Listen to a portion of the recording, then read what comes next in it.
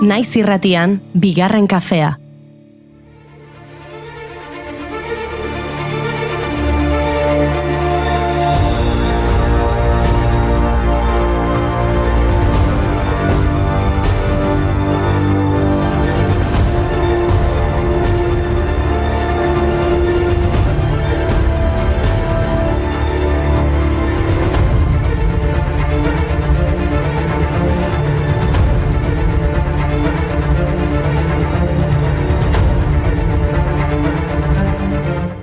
Ordeazpikoa, gazta, tomatea, tipula, arrautza... Zein igo, erosketa zerrenda egiten? Ez, sandwich bat prestatzeko beharrezkoak direnak antolatzen. Ze, Julen, gaur azaroak 3, adi momentu historiko ni entzuleok. Bai, musika kenduko dut. Entzuleok, zuzenean, goizeko 10 eta 9 minuturako 3 segundu falta direnean hemen naiz irratian esan diezazuek egu. Gaur sandwicharen mundu eguna dela. Koño. Baizu, eta kontatuko gu gainera Platero honen historia bitxi xamarra dela. 18. mendekoa dela, zehazki Jon Montagu sandwicheko 2. kondea jaio zen egunekoa. Gizon hau karta partien zale omen zen, baina baita sukalde onaren zalea ere. Beraz, kartak zikintzeko okela biogixerretan biltzen zuen. Gaur egun ezagutzen dugun Platera sortuz. Jon Montagu bere garaian gizon garrantzitsua izan zen arren, gaur egun bere izena jaten zuen ogitartekoagatik gogoratzen dugu. Pentsa, euskaltzaindiak sandwich hitza onartzen du, eta hitza erabiltzeko adibide bezala honako esaldia jarri dute. Afaria, gazta sandwicha eta banana erdibana. Ze afari tristea. Zango nuke, kantu hau bezain tristea.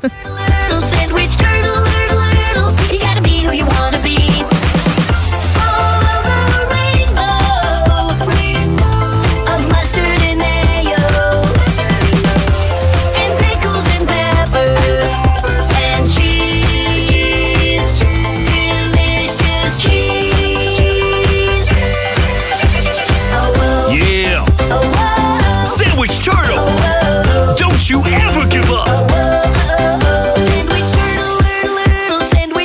Tira, momentu, irrati momentu do momentu radiofoniko historikonen ostean, Perry Gripen sandwich abesti entzun dugu, esan dizuegu sandwicharen mundu eguna dela gaur, goran hasi dugu goiza, mazonen agerraldi politiko sendoaren giroan, eta goran jarraitzen dugu entzuleok, ze, bai, zalantzari gabe gaurko egunak badu sandwicharen nortasun hori gurean erabate txertatuta.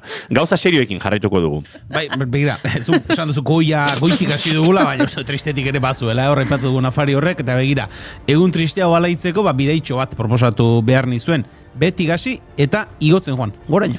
Gora bihotzak? Eta bera galtzak. Bueno, aldapan gora, sanai nuenik, Gizakion arteko lotura ere zala natura, aldapan gora, pausori.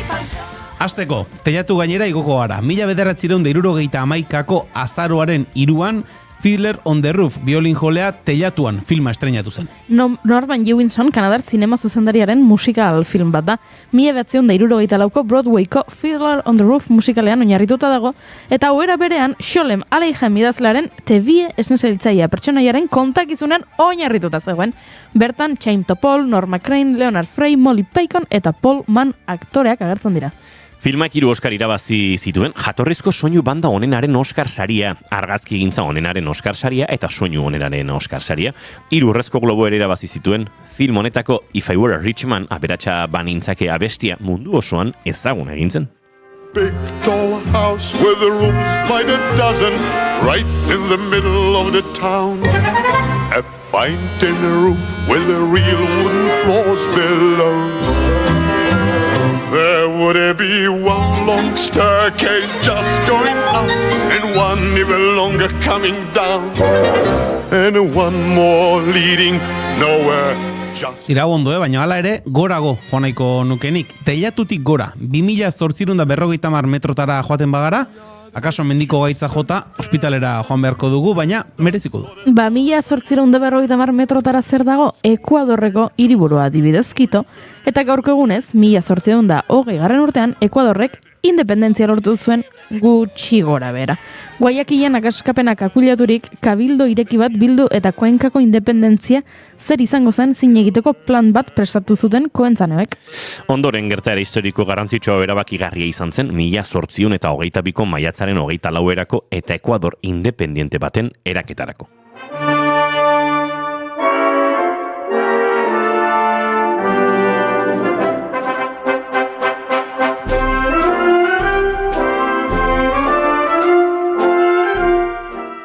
Eta 2000-tik 8.000 metrotara joaten bagara, mendiko botak hartuta Maldangora, gaurko egunez jaio zen Jose Urbieta Takolo, euskal mendizale eta alpinista, Everest mendire egindako 1980ko euskal herritar espedizioan parte hartu zuena. Begira, Alberto Iñurrategiri arte mendizale ere gaurko egunez jaio zen Euskal Herriko mendizale ospetsuenetarikoa. Mundu osoan ezaguna Felix Iñurrategi anaiarekin batera 12.000ko igo zituen, harik eta 2000 urtean Felix hiltzen arte. Mendigo izaletasunean jarraitu ala ez pentsatzen ibili ondoren munduko 14 tontor garaienak osatu zituen 2002an, baina gehiago jakin nahi baduzue, komiki bat gomendatzen dizuet. Iñurrategi anaiak mendiari bihotz emanak. Nono jukatzen urbiltzen garen, erraldoiaren ondora, igona zazu nire mendira.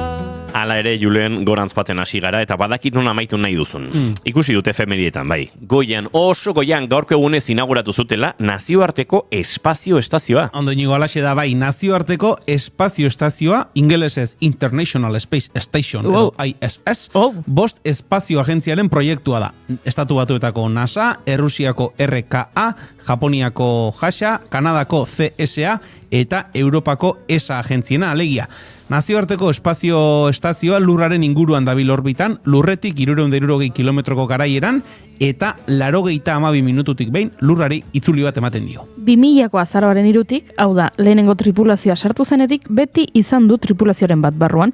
NASAren arabera, 26 herrialdetako 280 pertsonek bisitatu dute estazioa. 7 daude oraintxe bertanan, Estatu Batuak, Errusia eta Japonia ordezkatzen.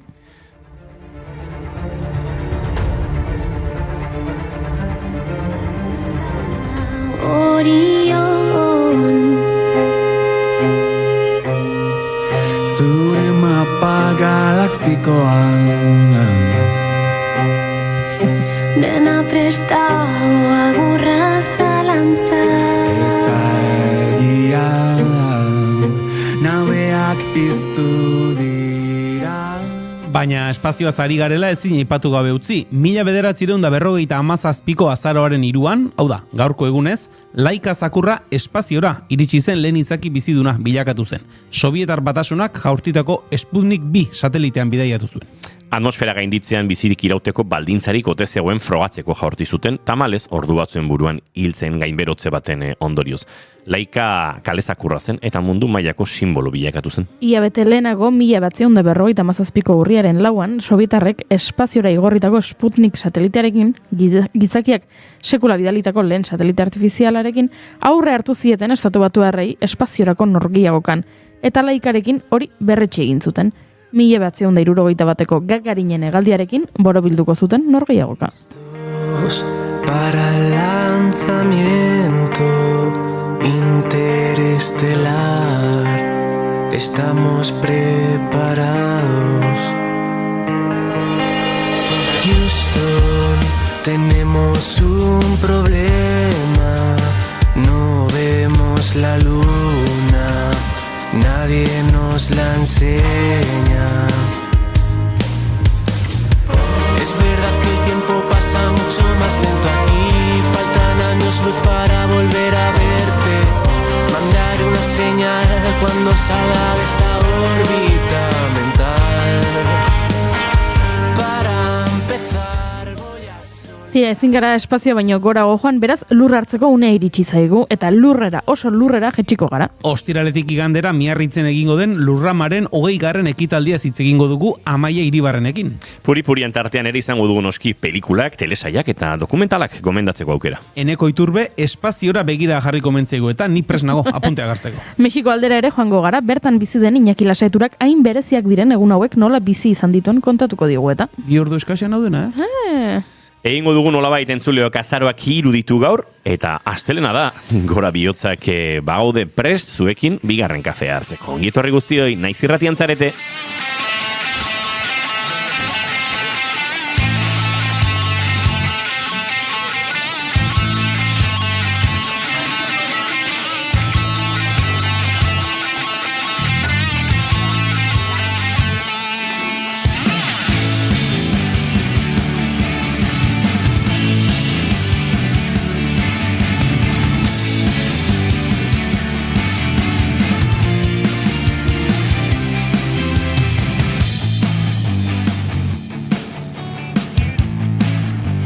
Zuekin entzuleok Julen Goikoetxea Orbegozo egunon. Baita zuei ere. Eta zuekin Goiuri ez egizarandi egunon. Eta laizter gurean izango da Eneko Iturbe Otamendi, eta hemen izketan ari zaizuen hau, Inigo Asensio Lurbide gaur bigarren kafeak 1060 garrena du, goizak 10 eta 18 minutu, azaroak 3, gu dagoeneko 4, urrengo 2 orduetan, zuekin bat egiteko asmotan, Eneko Iturbe, segundo bat, Eneko Iturbe egunon. Egunon. Entzuleok, bagoaz martxa hartzen, gure maite duten tartearekin segituan.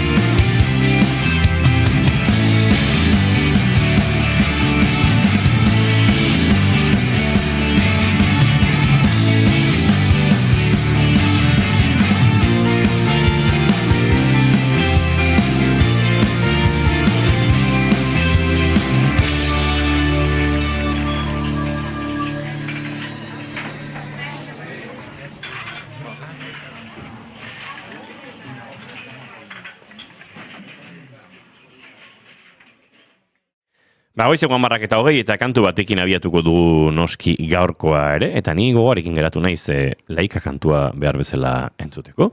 Beraz, honekin abiatuko dugu gaurkoa entzuleok. 9, ignition sequence start. 6, 5, 4, 3, 2, 1, 0. All engine running. Listos para el lanzamiento interestelar, estamos preparados. Houston, tenemos un problema, no vemos la luna, nadie nos la enseña. Es verdad que el tiempo pasa mucho más lento aquí, faltan años luz para volver a verte, mandar una señal cuando salga de esta órbita mental. Entzuleok, maite duten tartearekin zinegin bezala abiatuko dugu gaurkoa, eta Julen Goikoetxea Orbegozori eskatuko dugu, bere maite duta. Nik lehenkoan lagun batek komentatu zuen zerbaiti helduko diot. Esan zuen eta esan begira, nik ere arrazoi eman barrizu horretan. Esan zuen, badukalako goa, ja lehendabiziko otzaldia iristeko. Egun pare batean esaten zuen, nik gustora nago, eguraldi guzkitzu, argi hauekin, baina egun pare batean otzalditxo bat, badakizu horretak esaten zuen, nonbait, etxean eta inguruan eta oraindik ere, moskito eta bitxo mordo bat, eta etxean ere esaten zuen ondakinak izaten dituen inguruan eta sortzen zaizkiola, eta udara garaian hori izatea, esaten zuen, hori beroarekin eta normala da, baina ja udagarai honetan eta esaten zuen, akaso bitxoiek, moskitotxoiek izango dute bere funtzioa eta denetik egin beharko dute, eta ni beraien kontra ez daukala ezer, baina esaten zuen hori, jada behin otzalditxo bat egiten badu, egun pare baten, izoz pare bat egiten baditu, desagertzen direla hoiek guztiak, eta badaukalako goa, udara bitartean behintzat, beraietaz libratzeko. Izotza aipatu duzuzuk, ni hemen aurrikuspena begira atzen ari nintzen, eta asteontako minimoa ostiralean izango da, 8 gradukoa da. Uste dut itxaron imarko duela. Bai, animo, mendik. Ez du negu usainik, orain udazkenean gaude, baina ez du negu usainik bintzat aurrikuspenak hori, bai, asteazkenetik larun batera euria izango dugu protagonista. Hotza egin behar du. Baina, Nire lagun bateke esatezun, hotza nahi zuela, ja. Hotza, eta berak esaten zuen, bera honen gustora dagoela, eguraldi argi eta goxo hauekin, gero honek ekarriko du. Alakoren batean, iaz ere, aurtengo udan ere uztaileko azken 10 egunetan eguraldi negargarria izan genuen, honek buelta ekarriko du, baina berak hori esaten zuen, oraindik geratzen diren bitxoiek eta erabat akabatzeko, egun pare bateko hotzalditxo bat, izotz kolpetxo bat, estimatuko lukeela berak. Nik aldiz euria nahiago, baina tira. Nebako izan berea. Bai, bingo zerrakak betetzez eskiun. Bai.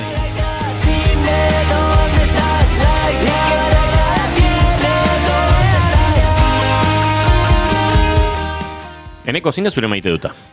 Nire maite duta da, gaur kafea doainik izango dudala. Klasera joaten izenean.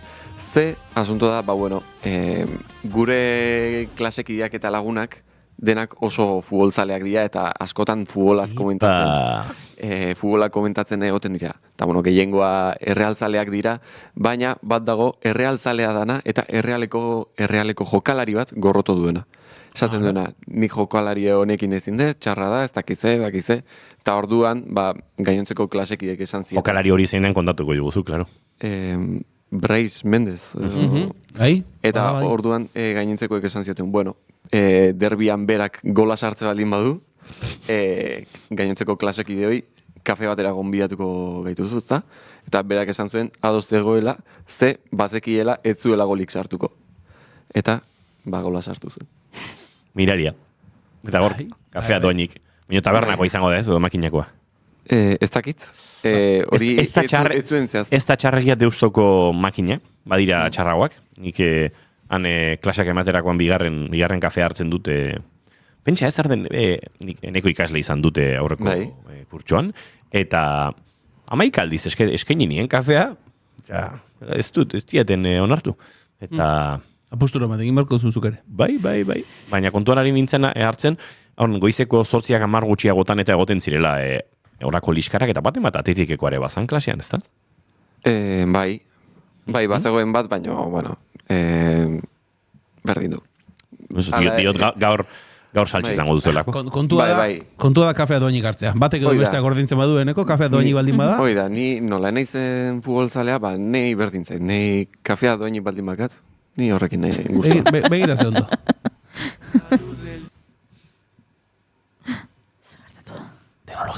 Teknologia. Ez fidatu. Koiori. Zer. Zure maite dut, kontatuko diguzu. Bai, baina normalitzen dezaken. Dos bai. Nere maite duta. Atzo Abadiñon izan nintzen, Bizkaiko bertsolari txapelketako final aurrekoen lehenengo itzulian.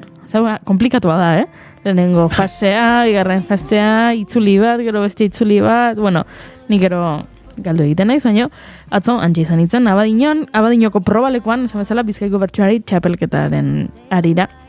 Eta antxe aritu zen, nire laguna den, Aitor Etxebarriazarraga Gabiola, eta ez aritu soilik, baizik eta ondo aritu, eta gainera irabazi egin zuen, eta orduan poix-poixik nago, oraindik aje emozionalarekin, eta aitortu behar dizuet, oso urduri pasanituela hango orduak, ez egitzen bat ordu izan ziren, baina han egon ginen denbora tarte horretan, ez egit lasai arnas hartzeko aukera izan nuen, ez da deskantxuan ere. Oso urduri egon nintzen, baina oso gustura eta oso pozik nago Aitorrengatik, izugarrizko lana egin zuen, oso bertso ederrak utzi zizkigun, oparitu zizkigun, eta orduan, oso pozik nago, baina baita pozik beste bertsolarengatik, ze oso ondo aitu zien Txaber Altube, Gorka Pagona Gabarra, Unai Mendiburu, Maite Sarasola, eta Enare Muniategi. Beraz, zorionak guztiei, eta badakiz ez gertatu zen, ze gai atera zen, esango dute, bigarren kafeko entzulek, goiuri zastuna zaren, bai. Lubreko lapurreta ateratzen Bizkaiko bertsolari txapelketan. Gero esaten didazue, gaia alde batera uzteko eta ari naizela matraka ematen, baina joaten naizen leku guztietan topatzen dut, aitzakiaren bat, Lubreko lapurretaz hitz egiteko eta igande honetan bertso saioan santzieten, saio politia izan zen, gai jartzaileak aipatu zuen, lapurrak zarete eta Lubreko lapurreta ikusi ostean, pentsatu duzue zuek ere horrelakoren bat egin nahi duzuela, eta Guggenheimen lapurtzeko ideia otu zaizu eta eman zuen askorako gai horrek eta bida, maite dut txapelketa sasoia, maite dut bertsolaritza, maite dut igande arratsalde batean eguna ilun zegoenean, antxe sartu behin ere egon ez naizen leku batean, ze Abadinoko probalekua ez nuen ezagutzen. Eta han egon lagunekin eta bertsolaritzarekin gozat, eta sekulako plana iruditzen zait, beraz, hori nire maite duta.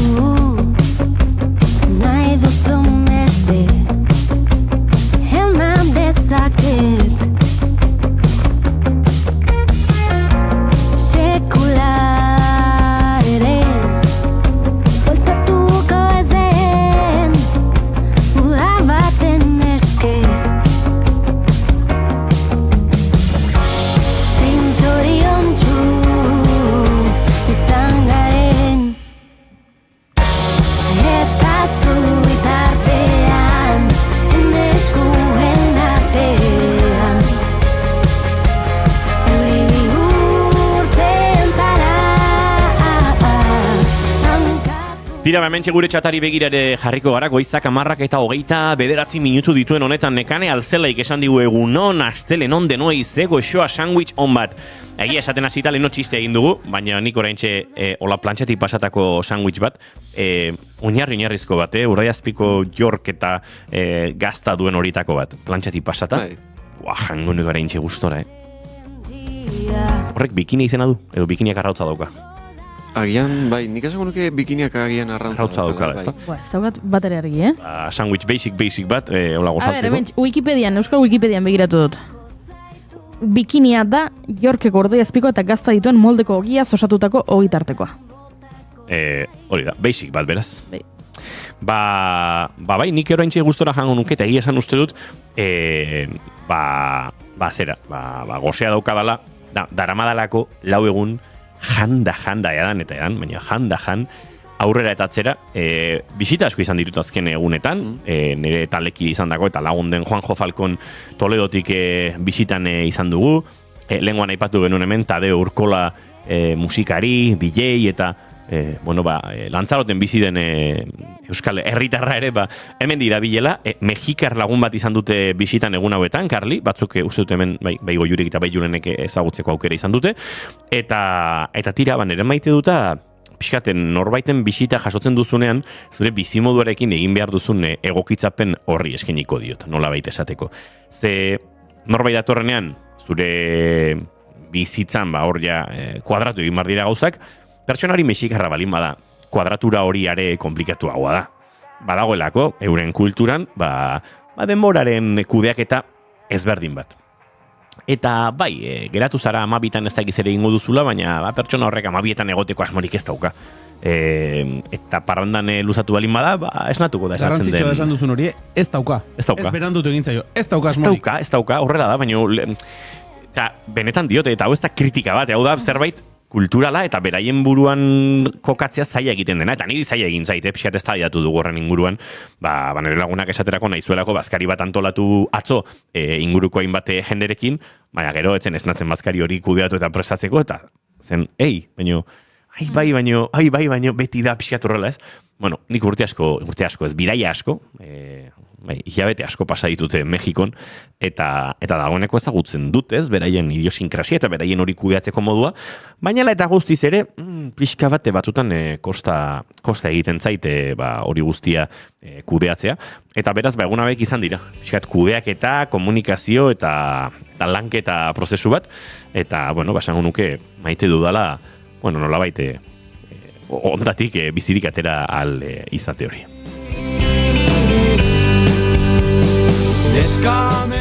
Bai, goze naiz, jan dugulako, baino, hola, biharamunik ezpalego bezala, Haze asteburua. Gorkak dio egunon, aupa, egunon, kariños dio dita Brokosek. Gorkak, nire maite duta da azken aldin opari asko jasotzen ari naizela. Mikrofono bat, beste argazki kamera bat. Epa. Eta esan nion eman zidan pertsonari, bota behar dut, eta barkatu, pertsona horrek esan zizun bote egin bertzuela Gorka, eta zuk, baizea, nik erabiliko dut. Argazki ikastora bukatu detenez, gora nire bi pasioak, kultura, musika eta argazkilaritza. Hori irudira, Gorka? Kultura, musika eta argazkilaritza, etziazu nahaztu, nik astelena da eta asteleeneko nago, baina hemen trampak egiten ari zera, hori irudira. Eta bi argazki kamara dituzu, 3 pasio, eta 11 lagun, ez da gauza txarra. Julen, dantza txarto. Bai, onartu behar dut, baina bi gauza egiten ari nintzen. Dantza eta zurekin itzein eta bi gauza aldi beren egiteko, ez dut balio. Goiuri eta Inigo, hobe. Bai. Gaur Ala. ondo, entrenatuta. Iñaki Lasa, espaldiko enamorado. Bai.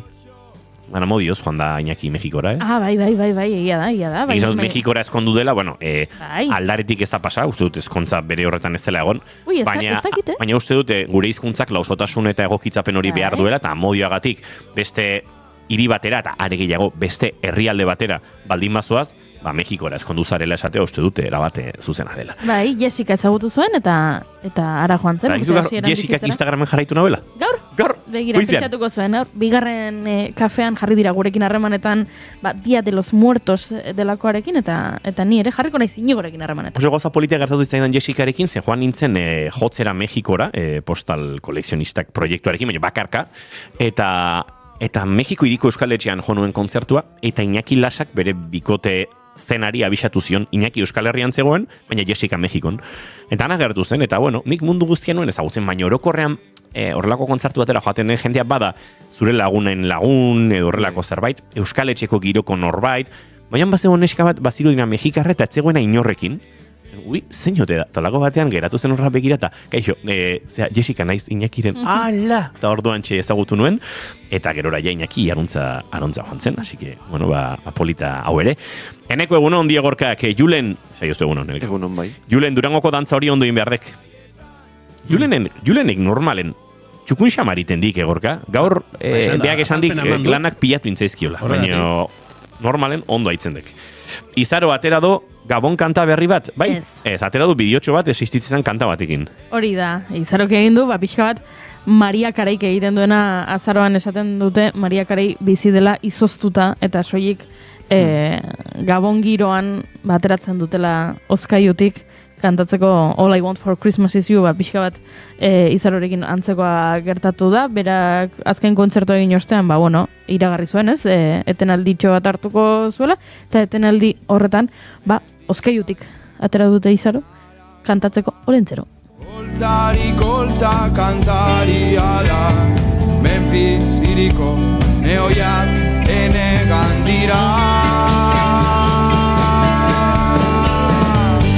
Adio ama, adio loturin duen guzia.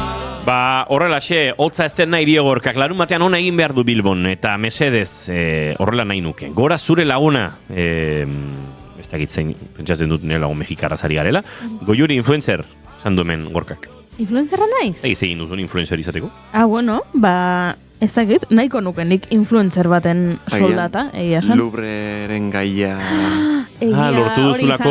Hainbesteko matrakaren ondoren, Euskal Kulturareko zoko guztiak, hartu ditu nire Lubreko joera honek. Hementxe idatzi dugu oroitzek, dokumentu bat helarazi nahi digula, kontatu digulako, osasun goiz teknikariak lau eguneko greban daudela, oroitz idatzi dizugu, guk txatetik barrena, baina badazpade esan ere esaten dizugu, eta beste entzulei ere bai, edozein gai gurekin elkarbanatu nahi baduzue, bigarren kafea, abildua, gmail.com elbidera helarazi, eta guk mimoz eta maitasunez, helduko diogu, edo bintzat sehatuko gara hori egiten.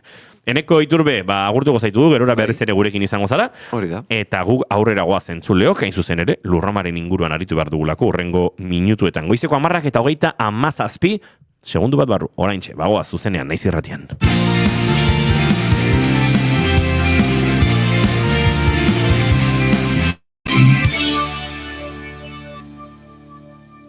Bigarrenak ez direlako beti okerragoak. Bigarren kafea.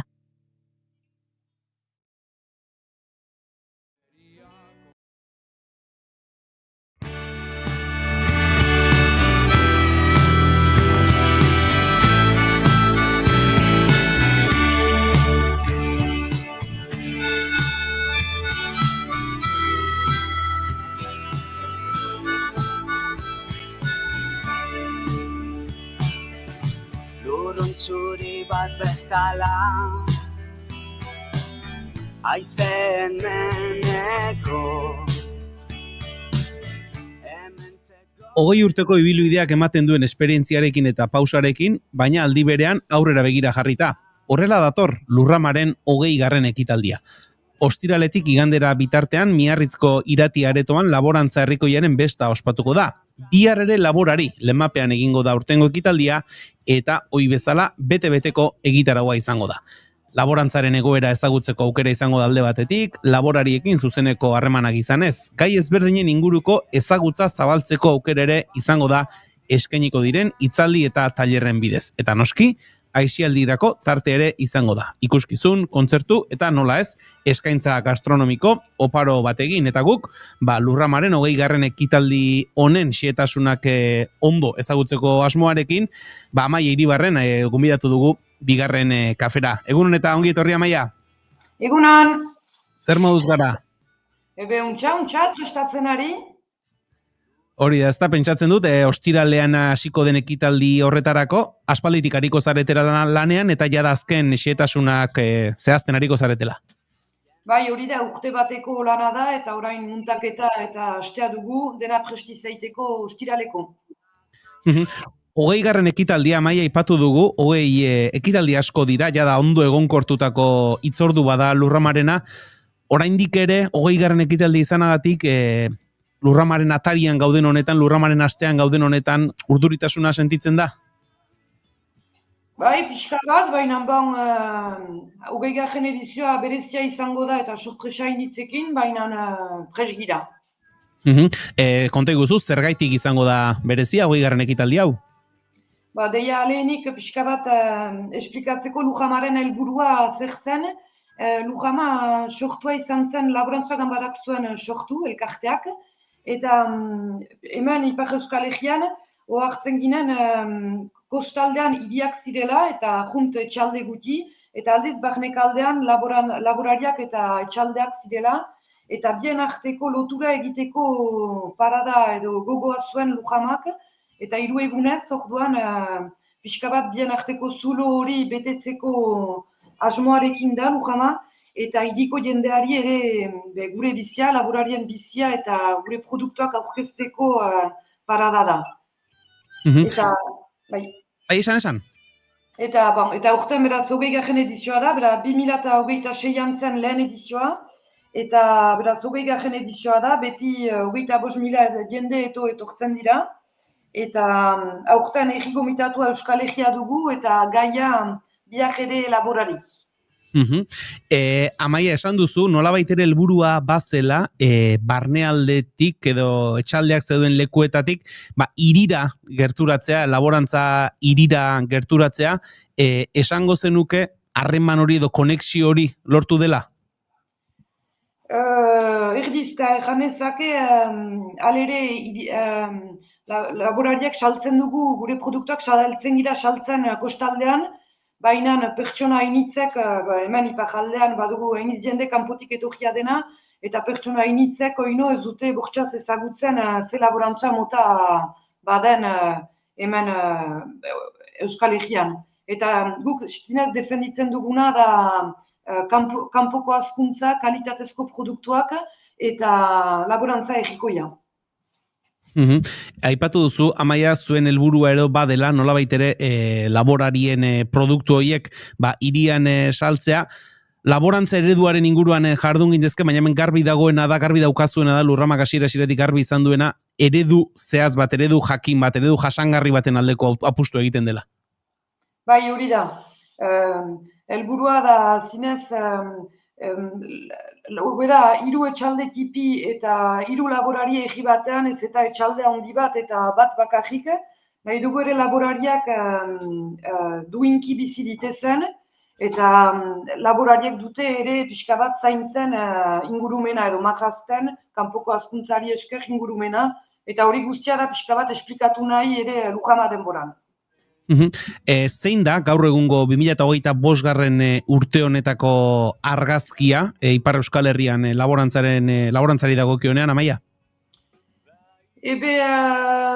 Nola ganezake, alere askiuna dela, gero eta gazte gehiago instalatzen da, beraz laborantza etxek badute segida, baina behar da egunero lan egin, alere hainiz jende egetretara joanen da, beraz betiko lokan da, geroa ez da segurtatua ere.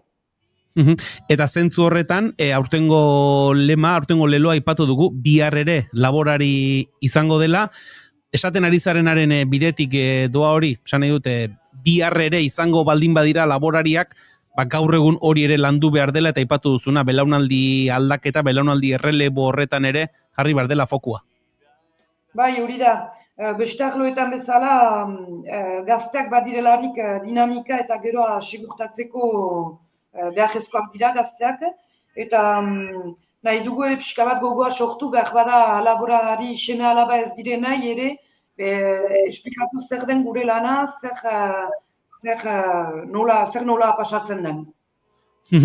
Zentzu horretan, Amaia, ez dakit, erakundeen ikuspuntutik, administrazioaren aldetik, badago gazteak laborantzara bideratzeko, ez dakit, pizgarririk, formazio aukerarik eskaintzen zaie, nolako errealitatea dago, Ipar Euskal Herrian?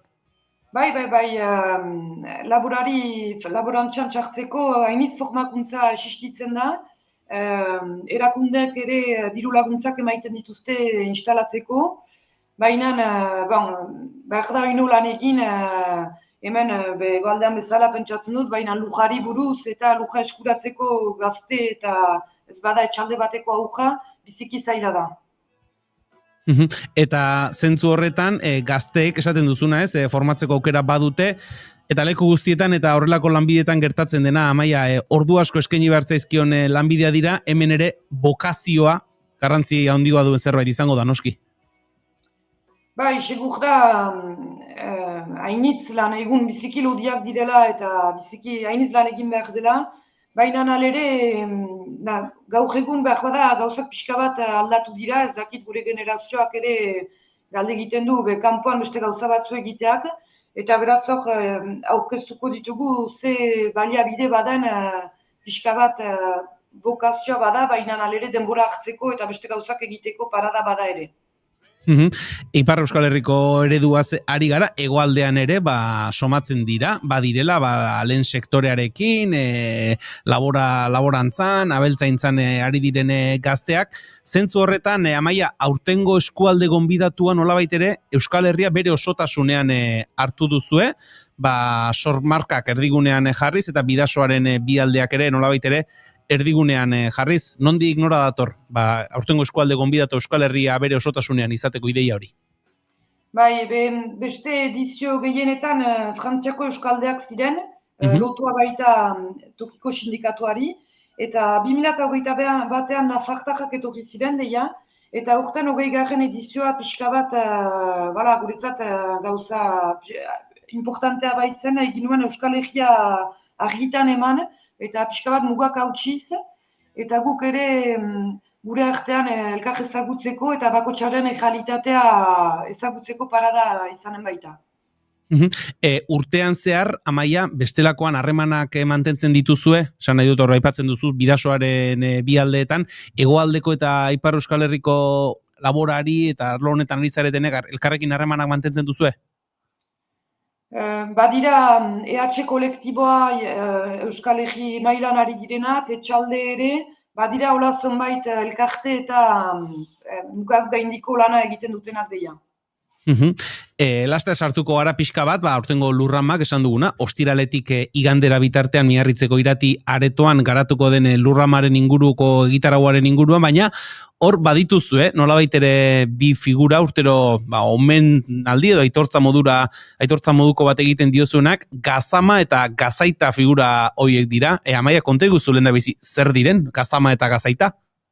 Bai, urte gutzi zola bada Gazaita edo Gazama bat, eta pertsona hori usaian da pertsona aski ezagun bat, izan zientzialari bat, soziologo edo politologo bat, politikari bat, barkatu, eta urtean, eta beraz, hitzartze bat egiten du usu pertsona horrek, eta urtean, justukin egin dituen bi laborari hartu, bi laborari gazte, eta pixka bat behitz etortzeko ere gure egoetara, eta beraz, bi laborari horiek izanen dira Elena Ager, beraz Elena Ager ez da laborari familia batetatik heldu, ez da laborala.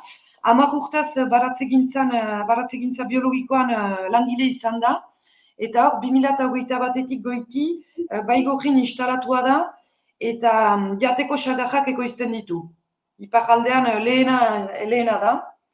Eta gure Gazaita, Iñaki Intxausti Gipuzkoa da, segura zerain aldean ari dena, eta dola 10 urte instalatua da beranaiarekin, eta behi fruitu eta baratzea egiten du, salmenta zuzenean, eta biologikoan da, biolug elkarteko kidea. Elenaren kasua aipatu diguzu, Amaia aipatu duzu nolabait ere ez datorrela laborari familia batetik, gaur egun laborantzara dedikatzen edo laborantzan diharduten gehientsuenen profila zer da? Familiati datorkie edo gero eta gehiago dira aurrekari familiarrik gabe laborantzara dedikatzen direnak? Oraindik laborari familietako seme-alabak dira lere gehien instalatzen, baina kanpotik etortzen direnak 120 dira.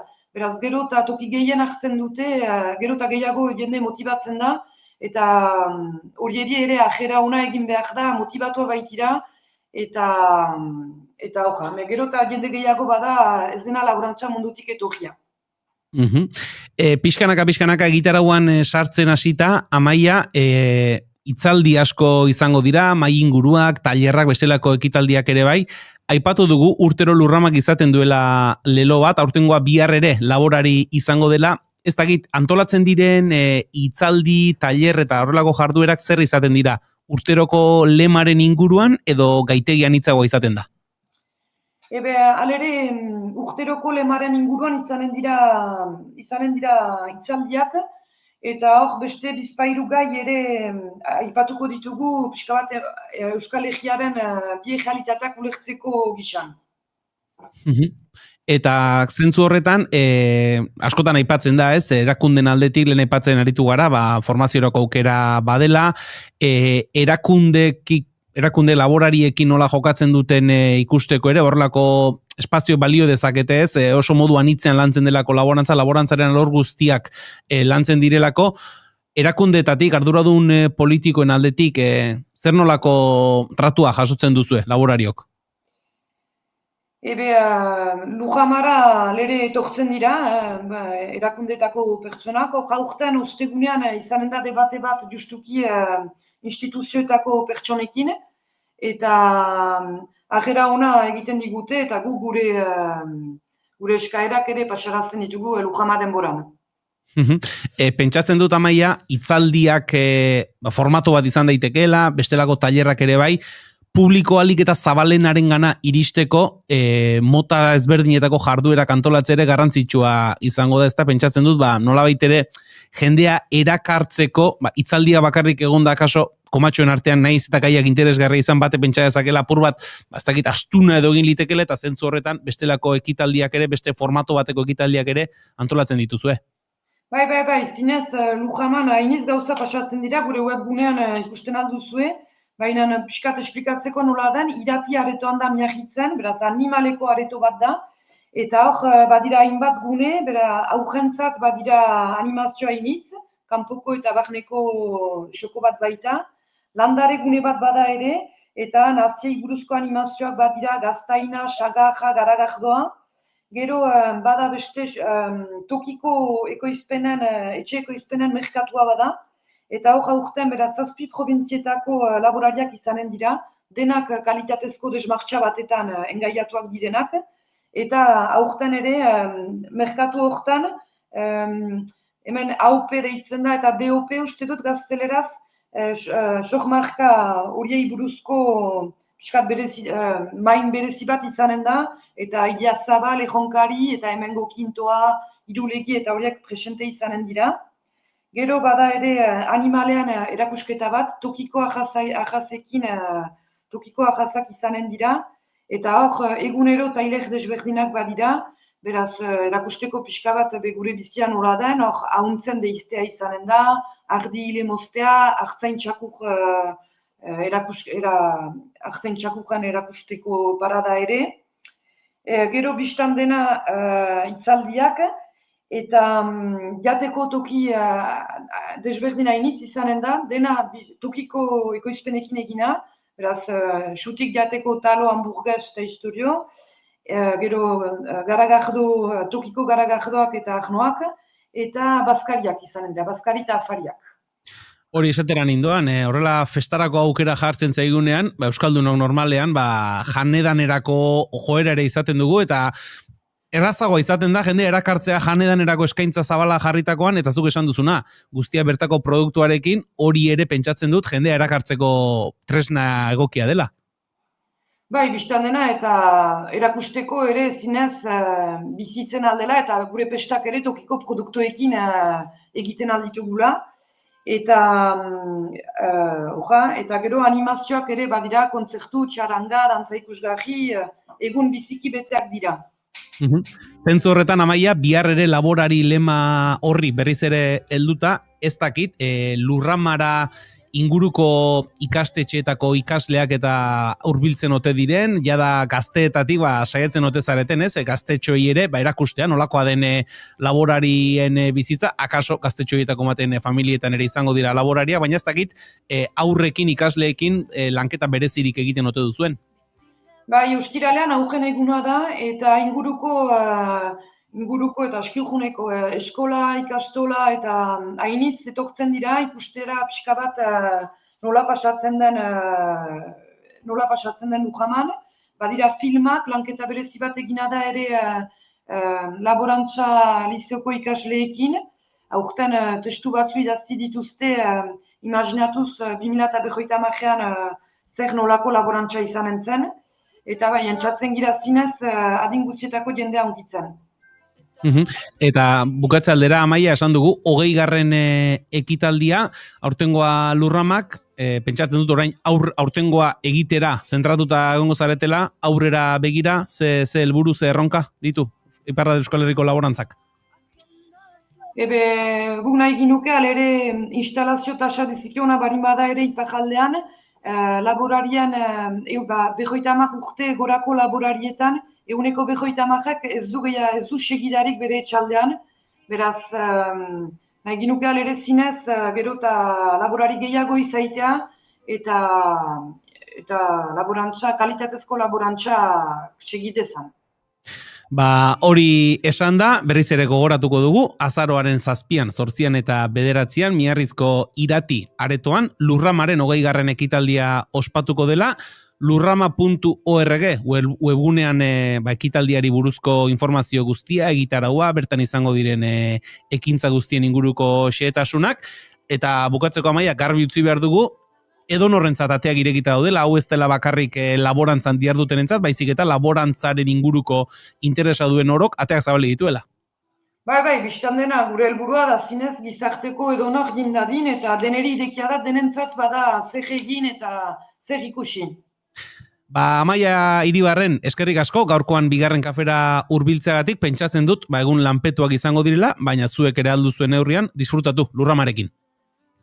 Esker, jaio! Aio!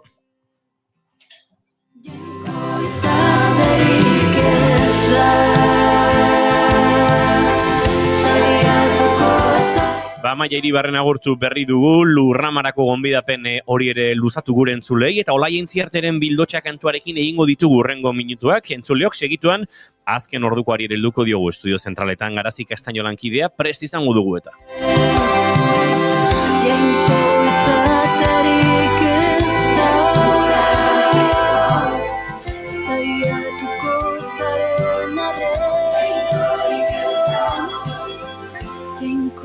Izaterik ezan.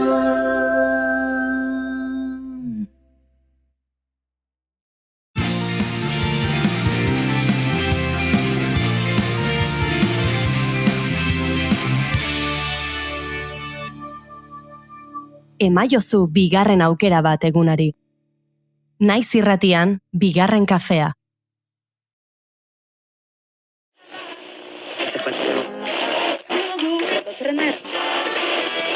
Zara konturatzen, iaia, noiz datorren aldaketa, bateria batetik, organiko gotik, elektronikora pasatzen dira. Eguerditan irekitzen dugu musikariako mikrofonoa. Euskal musika eszenaren berritasunak ardatz. Kaixo, Fermin. Opa, kaixo. Aritzartola, Gabon. Kaixo, Gabon. Bide Hernando Muñoz, Inigo Etxarresistiaga. Gabon. Gabon. Gabon. Aurkezpen berezirik ez du behar, baina aurkeztuko dugu Ruper Ordorika. Hemen daukagu gurekin. Gabon, Ruper, zer moduz? Ondo, eskerrik asko. Josune Arakistain, eguerdion. Kaixo, eguerdion. Zer moduz zaude? Osondo? Bai. Egualdi honekin, eta kantu berri xateratzen, eta... Bai, ez da. Bai, zera ondo. Anari Alberdi Santesteban, Azkoitiarra, eta hemen daukaguna. Kaixo, Anari, zer moduz? Kaixo, ondo. Eta gauero, 10:00 aurrera, musikarien lanei behar duten tartea eskaintzen diegu. Musikaria, egunero, eguerdiko 12 eta 4 eta gaueko 10:00. Naiz irratia.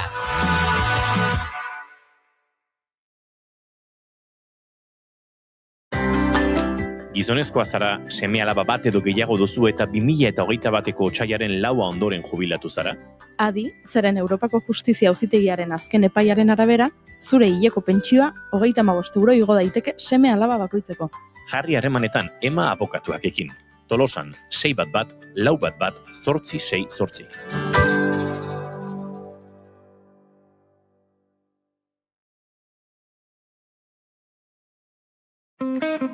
10 minutu gutxiegi dira disko batek atzetik duen lan guztia azaltzeko. Musikaria. Astelehenetik ostiralera, gaueko 11:00, Iker Gurrutxagaren eskutik. Naiz irratia.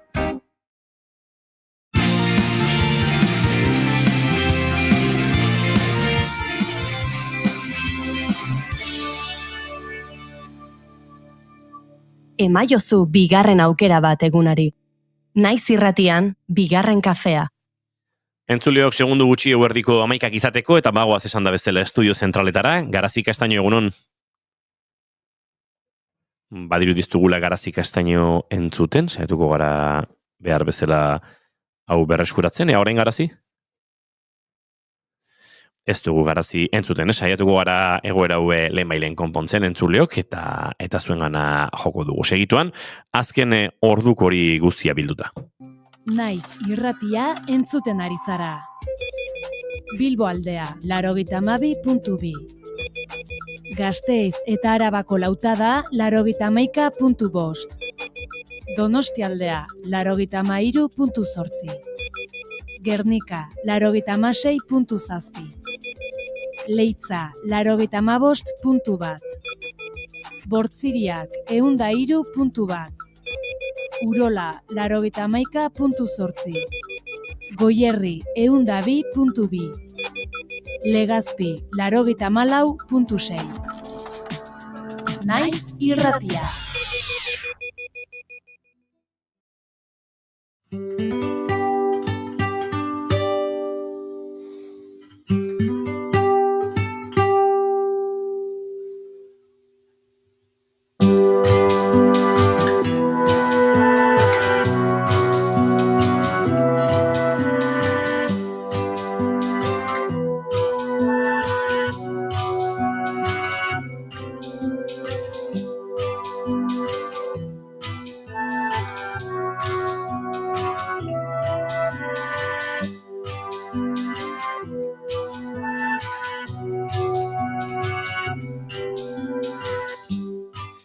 Orain bai badirudi entzun dezakegula. Garazi Castaño, bagoaz azken ordukoaren bila estudio zentraletara. Garazi, egunon.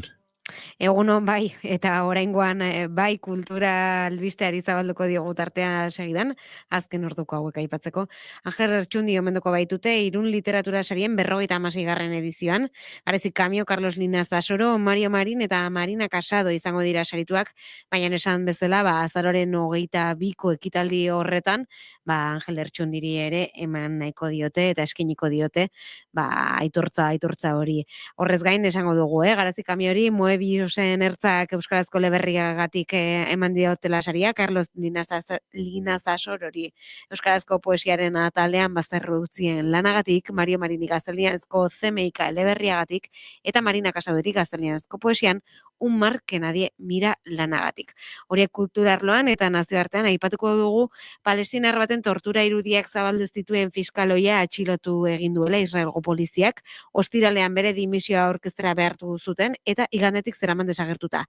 Polizia israeldarrak goizalde honetan atxilotu du Yifat Tomer Jerusalmi, ostiralean bere dimisioa eman eta igandean desagertu egin zen Israel Katz defentsa ministroaren mehatxuak tarteko suizidioaren zurrumurrua ere bazebilen bertatik eta fiskaloiak gogorakarriko dugu pasaden udaran DRMko kartzelan palestinar batek jasotako tortura eta abusuak ikusten ziren bideo bat zabaldu zuen eta filtrazio hori leporatuta atxilotu dute astelen honetan, hala azaldu du poliziak ohar labur baten bitartez.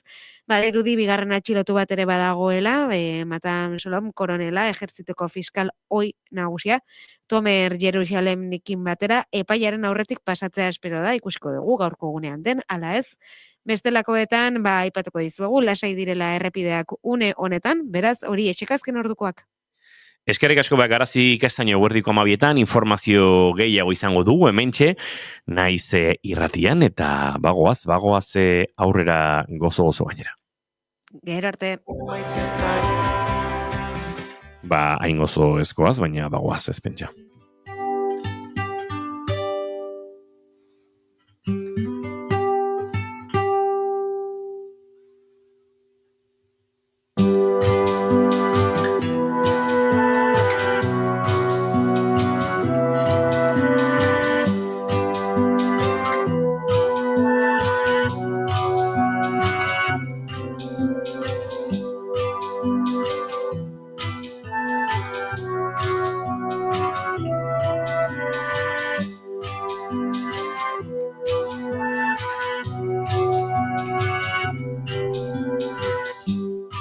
Amets baten artetik alau.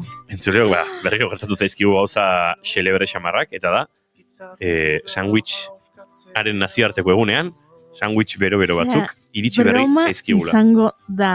Hau da, entzuten ari garen abestiak dio, amets baten erdian, ez? Gure bai, amets baten erdian, sandwich, bida inigo, barre egin duzu, sandwicharen nazioarteko eguna aipatzea erabaki dugulako gaur irratsaioaren hasieran, baino begira eskerrak aipatu dugun, ze orain, sandwicha daukagu, ai ama! A ber, opari hauek gero, ez dakit, zerbait pentsatu behar dugu, ez, gure eskertza erakusteko, gure eskerrona erakusteko. Bueno, lehenik eta behin, nekane altzelai, mila esker, sandwichak ikartzagatik, erotuta zaude. Eta ze guapa zauden. Arizonako biserarekin. Bai? Azka gustatu zego, zure outfita.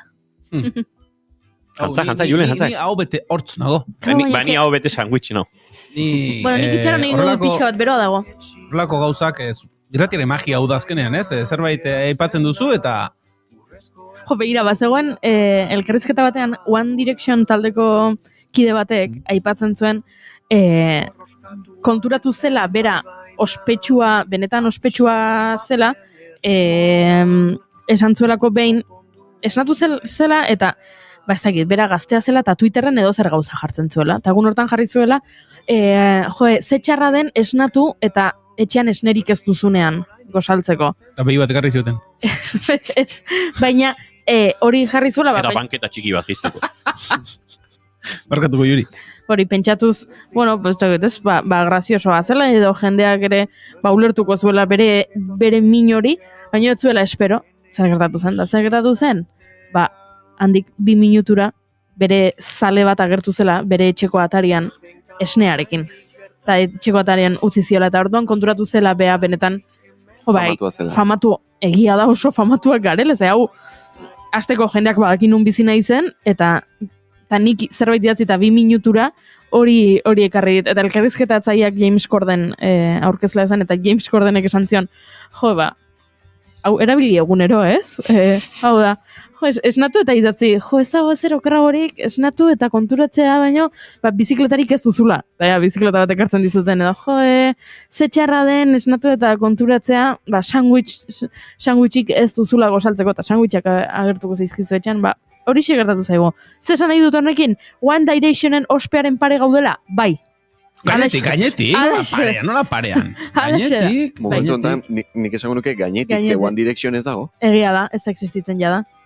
Vale, beraz, Beatlesen ordezkoak izan ziren One Direction, ospeari dagokionez, eta One Directionen Zu Yoko Ono sentitzen zara pixkat. Gara gu. Ni Yoko Ono ez nahi zinez sentidu, baina badakizu Yoko Ono nere kuadriako bat jarraitzen duela Twitterren? Ara.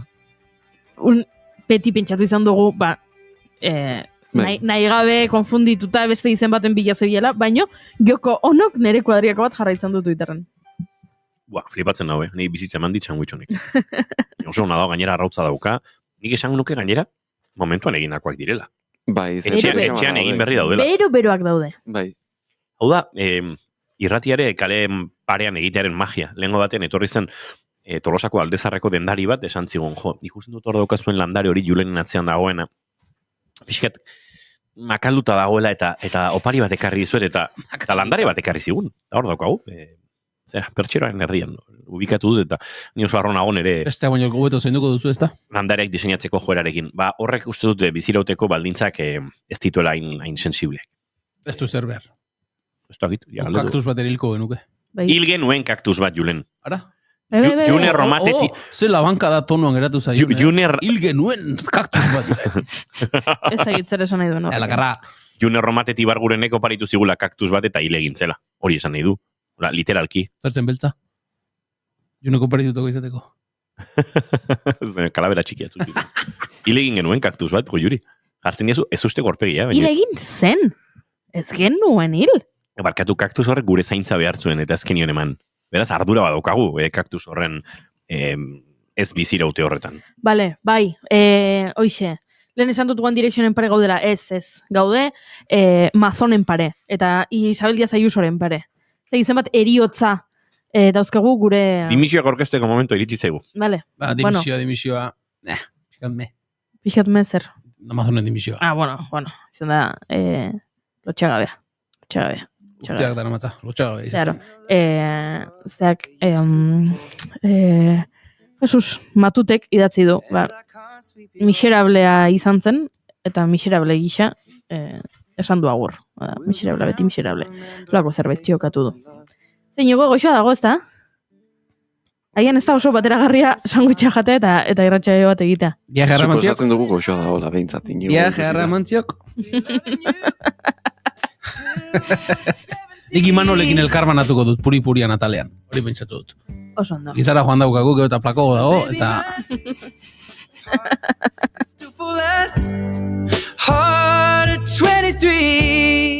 Segin erekin sartzen, baina bai, oso goxoa dago.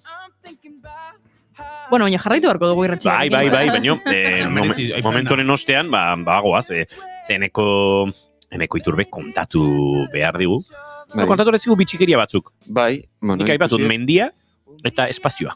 Bai, ikusiet, sarreran azizatela goitik beraino, eta espazio baino, eta esan dut, nik kontatuko izkiek gauza batzuk, agian etzek izkitenak eta interesgarriak izan daitezkenak.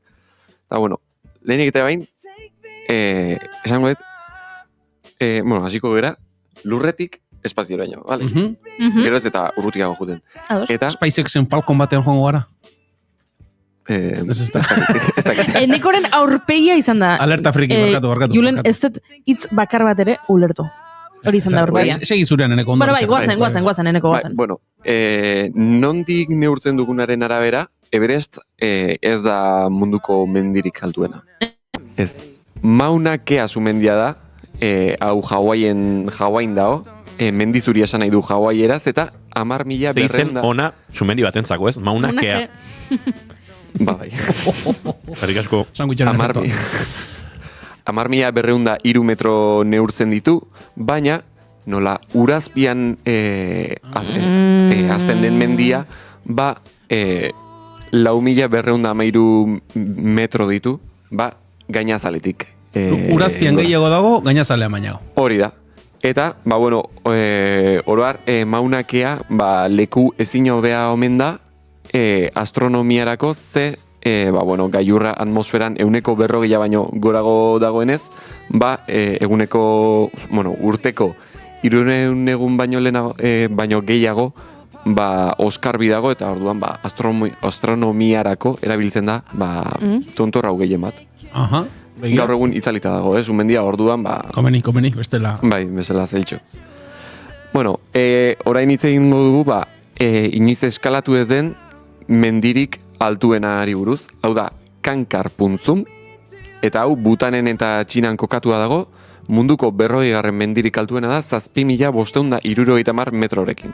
Eta, asunto da, hau ezin da eskalatu erlijio arrazoien gatikan.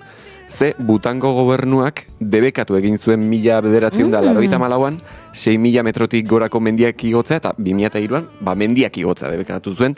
Ze ematen duenez, tontorrak, menditontorrak dira jainkoak eta espiritu, pakean utzi behar diren espirituak bizi diren tokiak, behien bizilekoa.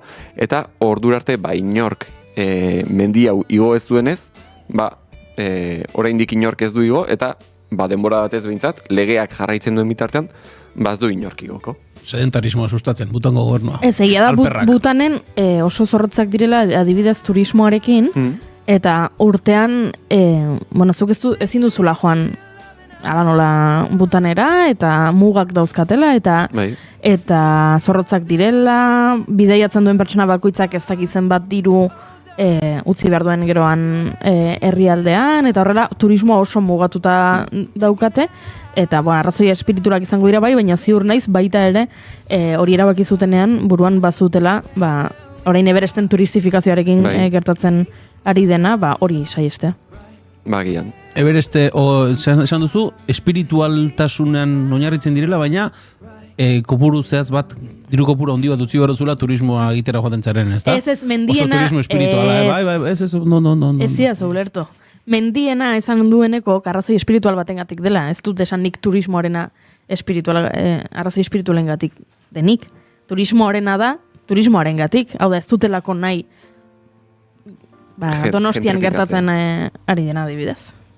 Ondo ego, Juri. Normala da. Butan beti defendatuko dut, ze nire txikitako ametsa zen, Butanera joatea. Banuelako nik jolas bat ordenagaiurako, Pantera Arroxarena, eta agertzen ziren umetxo asko.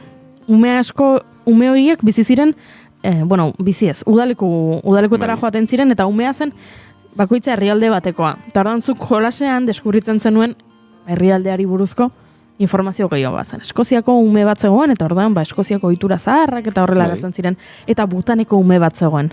Eta orduan abesti bat agertzen zen, Butanera joatea, zoriontsu izatea dela, ez dakiz zer, eta orduan ni geratu nintzen txikitan, ze beste herrialdak gehiago ezagutzen dituen, ez? Bazegoen ume frantses bat, bazegoen ume txinatar bat, baina Butan ez nuen ezagutzen, Pantera Arroxaren jolas autopatu nuen arte, eta orduan, ordutik txikitan, esaten Butanera joan behar dut. Orain garestiegi Butanera joatea, baina egunen batean joango naiz. Gertu dira Butanen aldekoak? Butaneroak. Ondo. Irraio Baiekanoko zaleak dira, ez da? Baita ere, oso ondo.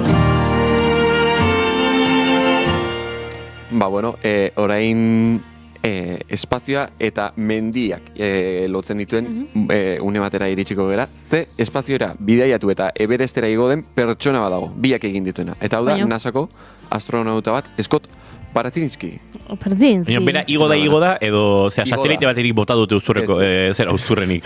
Everesteko puntara. Ez. Bera, igo da. Horrek meriturik eluke. Baterez. Baina, bera, igo da.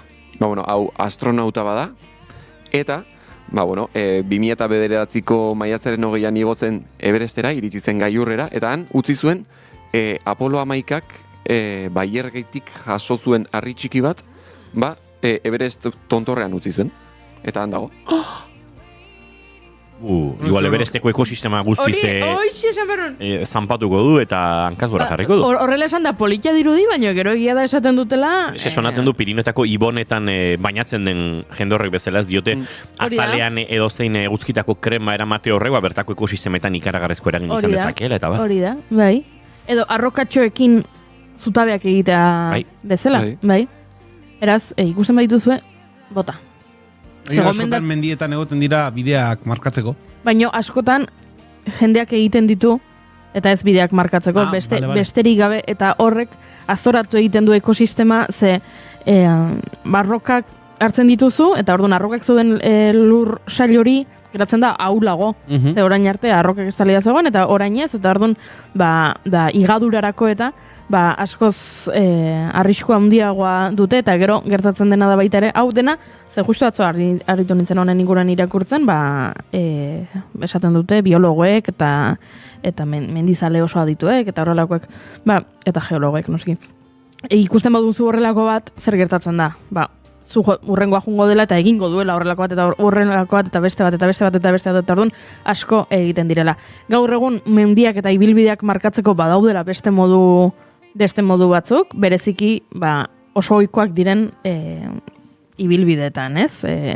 GR-etan eta horrelakoetan horiek ja markatuta daude, eta orduan hor ez da beharrezkoa bidea markatzeko erabiltza, eta ekosistema aztoratzen dute guk uste baino gehiago. Eta orduan hemen Everesteko ekosistema ziur aztoratu dutela.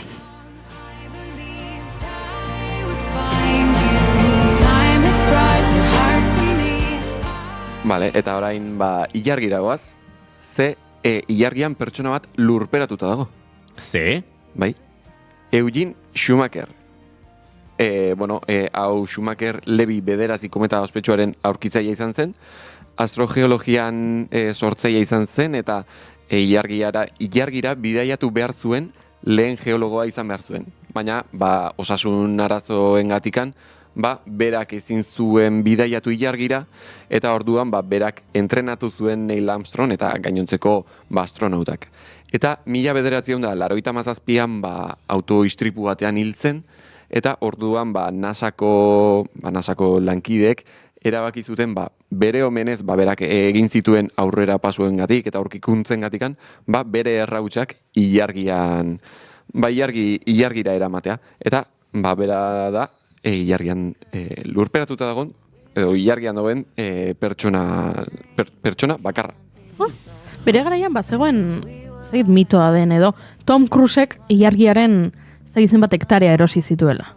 Esan ezakit zeini erosten zeizkion, ezakit zeinek saltzen dituen, baina ari naiz aipatzen igual hau esaten zela dola 20 urte, aurre ikusten zuela Tom Cruisek torkizunean kutsadurarengatik eta horrelako kontuengatik ilargian bizi beharko genuela eta suntsitzen ari ginela gure planeta, eta orduan erosi egin zituen ez dakit zenbat hektarea. Ez dakit zeinek saldu zizkion, ez dakit legaren aurrean ze balio duen erosketa horrek, baina hori esaten zen. Begiratu egingo dut, Eta ilargian dagoen pertsona horri pasaden asteburuan jendea joten da, ez? Jerrietara, lorea jartzera, pixkatu urruti, ez aukeran? Esan barra daukagu, Schumacherren kasuan, ilargian dagoela, bere errautsak daudela ilargian. Nabadur hori igual egin behar da. Gorpua lurperatu beharrean, errauts denak edo zatitxo bat deraman zituztela bertara, baina aloxe da bai. Bueno, topatu dute. Dennis Hope izeneko gizon batekin hasi izan daudena 1980an.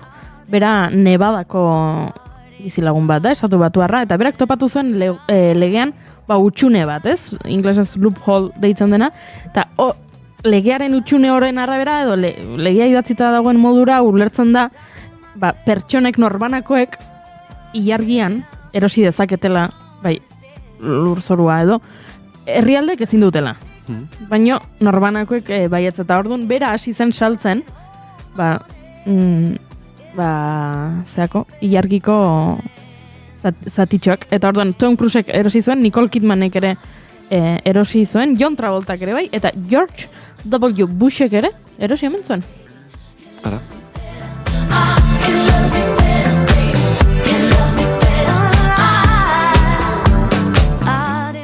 ezagutu ditugu, hainbat bitxikeria Eneko Iturberen eskutik, eta tiro, ze gauza paradoxikoak eta ze gauza xelebrak gertatzen diren munduarekin. Bai. Eta askotan dirua tartean dagoenean, are gehiago. Beti. Eneko Iturbe eta mendi, eskerrik asko. Bai, zuei.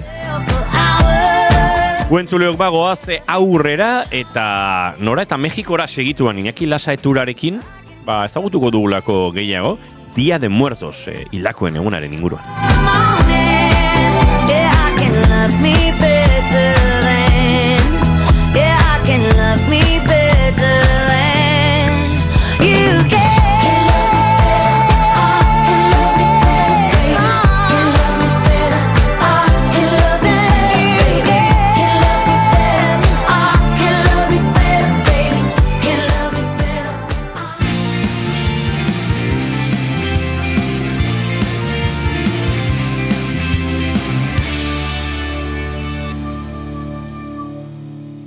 Bigarrenak ez direlako beti okerragoak, bigarren kafea.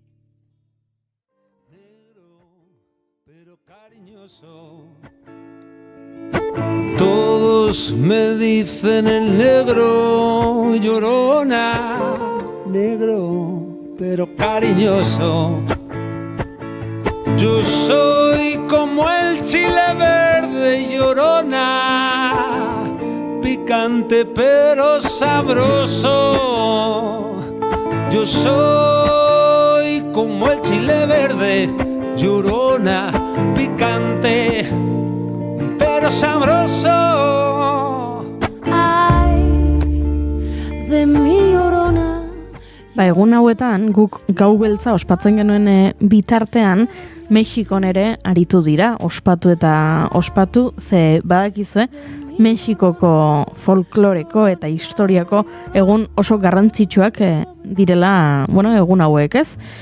Hilen eguna, santu guztien eguna, edo arimen egunekin nahasten dugu dena, baina beraiek badituzte, egun bakoitzean zertxo bait, eta adibidez, azaroaren 2, hau da, atzoko egunez, Dia de Muertos izenekoa ospatu zuten, eta Dia de Muertos eta Dia de Todos los Santos ez da berdina, baina, atzo hori ospatzen aritu ziren, eta guk pentsatu du, hau interesgarria da, ez? Hemen, Mexikak, mixtekak, texkoakoanak, zapotekak, tlakatekak, totonakak, eta, herrialdeko hainbat,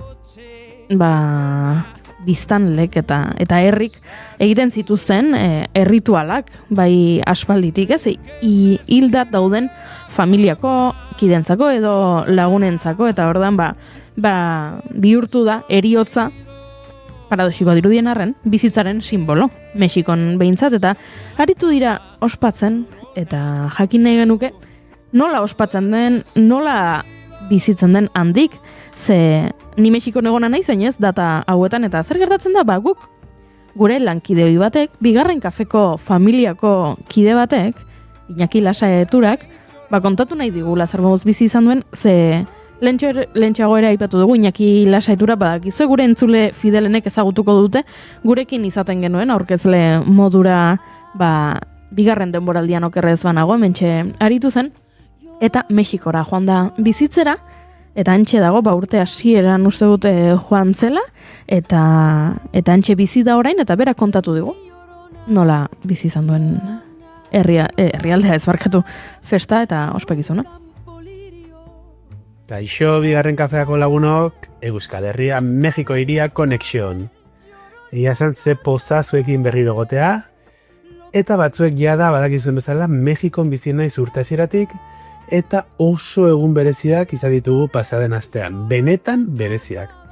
Ez bairi gabe, Mexikar askorentzat urteko egunik edernak izaten dira Dias de Muertosekoak, eta mengo lagun bate baino gehiago esan didan bezala, ze pozamaten digun Iñaki gure ohiturak ezagutzeko aukera izango dizula, logika orotik kanpo dagoen zerbait da hau, baina benetan oso ohitura garrantzitsua da guretzat. Eta lehenik eta behin, uste dut hori dela nabarmendu nahi dudan gauza. Oso garrantzitsua da Dia de Muertos Mexikarrentzat. Eta hiri guztiak bizi duen zerbait da. Ez gutxi batzu egiten duten zerbait, guztiek ospatzen dute Dia de Muertos. Azteko, hiria laranjaz tintatzen da. hiri guztien topatuko dituzu dendak, etxea, azoka, kalea, laranja koloreko loreez. Lore horiek zenpasutxil deitzen dira, eta hildakoen egunaren loreak dira zehazki. Ea, koko pelikula ikusi baduzue, justu, lore horiek. Lore naranja horiek da, koko pelikulakoak. Eta garrantzi handia dute iruditerian. Eta beno, koko aipatuta, film horretan oso ondo azaltzen dute guztiak, esan. Beraz, uste duzuena baino gehiago dakizue koko pelikula ikusi duzuenok. Adibidez, gogoratzen duzuen nola filman zubi bat dagoen hildakoen erreinutik gure errealitatera? Justu hori egun hauetan gertatu da. Zubi hori aste honeta aurreko astean gertatu da eta bidori iriki da. Baina nola iristen dira hildako horiek familien gana. Biziri gaudenok idatuta. Eta nola egiten da hori? Etxean aldare bat jartzen dugu eta aldare horri bide bat eraikitzen dugu aldare horrekin. Hau da, etxean gogoan ditu hildakoen argaztia jartzen ditugu aldare batean, eta hori guztia doktoretu egiten dugu. Bela jartzen ditugu, hildakoen eguneko hildako pertsonen irudiak, pan de muertos edo hildakoen ogia dela egun horietan egiten den opil berezi bat, azukre jartzen da, gatza, tamalak, mezkala, tequila, ura, eta gero, hildako babitzak gogoko zuena. Hau da, Coca-Cola gogoko bazuen gure oso bak, Coca-Cola azgartzen du, edo ardoa, txampaina, edo zer gauza. Eta, aipatu ditudan gauza guztiek aldare baten jartzen dira. Gure kasuan, nire bikoteak eta biok aldare bat jarri dugu etxean, eta jarri genuen nire amaren argazkia, neskalagunaren oso baizebak, aitona monak, eta txakurra ere bai. Ze hori da beste gozat, maskotak ere aldarean jartzen dira. Eta tequila, mezkala, aipatu duan guztia. Baina bukatzeko garrantzitsua. Hildakoek aldarerako bidea topatu dezaten, zenpasutxil bide bat egin behar da. Etxeko atetik aldarera arte. Eta hau guztia egiten ez bada, belak baitugu pizten, hildakoen argazkiak jartzen ez baitugu, hildakoak ez dute topatuko bidea, eta galdu egingo dira. Gainera, eta honek asko harritu nago, hau da gehien harritu nago gauzetako bat, arau oso zehatzak daude. Adibidez, lehenengo egunean maskotak izten dira. Gero hurrengoan, heriotza traumatiko bat izan duten pertsonak. Ondoren, itota hil direnak, itota. Jende asko itoko da Mexikon, edo zakit. Hurrengo egunetan, bataiatu gabe dauden aurrak iristen dira. Eta azkenean, azaroren batean eta bian gainontzeko guztiak. Eta diotenez, horrek hartzen dira etxean, aldarearen ondoan, guri begira oten dira, eta pozik daude gu haietaz gogoratzen garelako, eta ondo ikusten gaituzarako. Baina, eta honekin jamaitzen hasiko naiz, hau ez da soilik etxean gertatzen den zerbait. Ez da bakarrikan aldararen parean, beloien argizpian egiten den zerbait. Mexikarrek harreman berezia dute heriotzarekin, eta Dia de Muertos a lo grande ospatzen dute. Osea, a lo grande. Kalea laranjaz dago zen bezala. Jendea mozorrotu egiten da, aurpegiak pintatzen du, kalean badago jende pila bat dirutruke zu pintatzeko prest, makillatzeko, desfileak egiten dira, eta adibidez, hildakoen eguna baino astebete lehenago, Jesu Kriston desfilea egin zuten pixkat, inauterietan eta ikusi duen olako konpartxakin eta horrela, olako zerbait, baina Katrina handi batzuekin, eta aparte, desfilez aparte, erreforma etorri den, Paseo de la Reforma deitzen den bezala, dalango etorbide nagusitako bat, Katrinaz beteta zegoen, hor telebistan teguizen dugun hildakoen irudi horiek, eta lehiaketak egiten zuten. Eta hildakoen egunean, are eta desfile handiago egiten zuten. Hau da, asteburu batean egiten da desfile bat, eta hurrengo asteburuan egiten da desfile ariketan handiagoa. Da dijoa, txapultepegetikan Zokalora. Nik aukera eduki nuen horietako baten egoteko, eta egia esan oso polita izan zen, eta banekota gisa edo anondoan akan emakume mexikar batek, arro botazun oiu bat desfilerdian, esto es México! Hau da México, zaten zuela. Eta dena parrezkasi ginen, baina nahiko esanguratxoa dela irutzen zait, eta orain bai, amaitzen joateko, behin Zokalo aipatuta, Zokalo da Mexiko hiriko plaza nagusia, garrantzitsuena, oso handia da gainera, eta aste honetan izan da eskaintza erraldoi bat bihurtu da. Dena zegoen lore laranjaz beteta, Mexikoko bandera izugarri handi batekin ere bai, baino horretaz gain zeuden maketa erraldoiak, 6, 7, 8, 10 metrokoak, oso handiak, eta ez bakarrik oso handiak, oso politak. Eta plaza egonda aste osoan jendez beteta. Bai mexikarrak, bai atzerritarrak, umeak, nagusiak, edadetuak, denetari mundu guztia jutezan hori ikustera. Eta egia esan Bigaren kafea oso polita izan da aste hau. Pan de muerto pila bat jantut, ez dakit egunean bat edo bi jaten ditun. Aldarea jartzea nire lehenengo aldarea izan da, eta gauza oso polita izan da. Eta zer esan, nik urtaxeran galdu nuen ama, urte erdialdean, kainean. Eta espero dut ama Mexikon egon izan egun hauetan. Eta jakin badazpadare oskorriren abestia jarri nizkiola larun batean, bentsat Mexikon balima zegoen, bera ere etxean sentitu zedin nire gaur egungo etxean. Bezarkada bero bat, agur. Cariño de demostrarlo. Ederra, Iñaki Lasa eturak ekarri digun Dia de Muertos ospakizunaren, erradiografia, esango dugu. Zepolita, esan duenean, hango jendeak ilusioz bizi duela, Iñakik lehenengo aldiz. Hori bizitzea, hori oso polita da, ez? Norbait irakutsi nahi diozunen zure ohitura bat, zure tradizio bat, eta ikusteak nola pertsona batek lehenengo aldiz bizi duen hori. Askotan pentsatzen dut hori umeekin baita. Ze polita den ikustea mundua umeen begiradatik, ez? Ume bat lehenengo aldiz zinera eramaten duzunean ea zorpegi jartzen duen, edo ume bat lehenengo aldiz igeldoko suitzar mendian ibiltzen denean jartzen ditutzen aurpegiak, horiek oso polita dira. Behin nuen kasualitatea lagun mexikar bat ere orduan bizitan, beste pertsona dut, Monika, eta erakusten ari nintzaion igeldo, eta itxita zegoen, baina bazebilen mantenulanetan, zerbaitetan Errusiar mendiko, Suitzar mendiko arduraduna. Eta han ginen buelta bat ematen, zen aizu barkatu, hau, itxita dago ez da. Bai, baina nahi baduzue bueltat emango dizuet. Ara? Gero aitortu zian ezagutzen ninduela, kazetaritza girotik, eta, nahi izan zuen hola, ez da gito, oparitxo ura egin, eta, Suitzar mendian bio bakarrik, hantxe, buelta mantzigun, eta gogoan dut pertsona horren horpegia, berezi sentitu zen, itxita zegoen, atrakzio parke batean, jolas parke batean, eguraldi ederra egiten zuen, eta Donosti inguru guztia itxasoa ikusi zuenean hangoitik, eta berezi izan zen.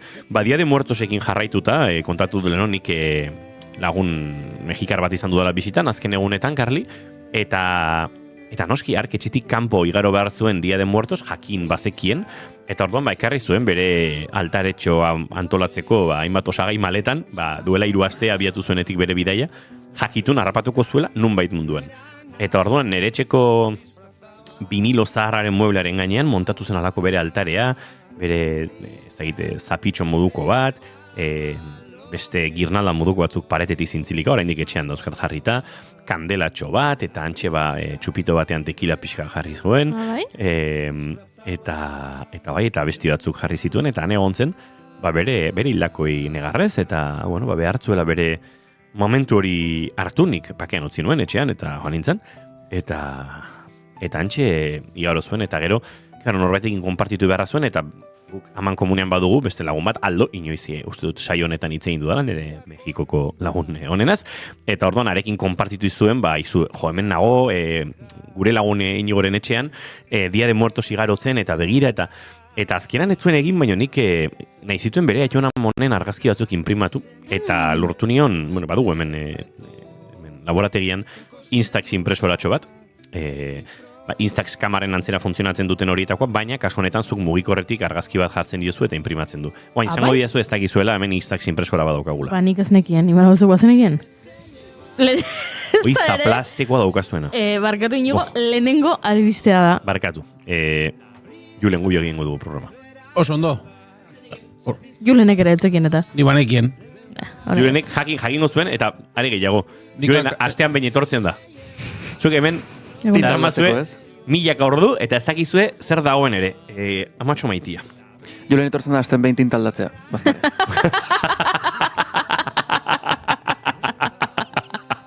Egunon. Imaro González Gurrutxaga, egunon. Kaixo. Ostra, daukeken ajea aukitzeko eta daukeken astelen aukitzeko nahiko freskoari eiz. Ni beti fresko. Hoxe, atzo ikusi bat zenuen topatu nuen galetik Imanol da aurpegik era erraz eraman. Bai, Bueno, gaur ere begiak ez ditu gutxi agorako, Ze ibilizara, Imanol, ze ibilizara. Nekauta bizinez ni. Ja. Lotxaga begalante inda hoi.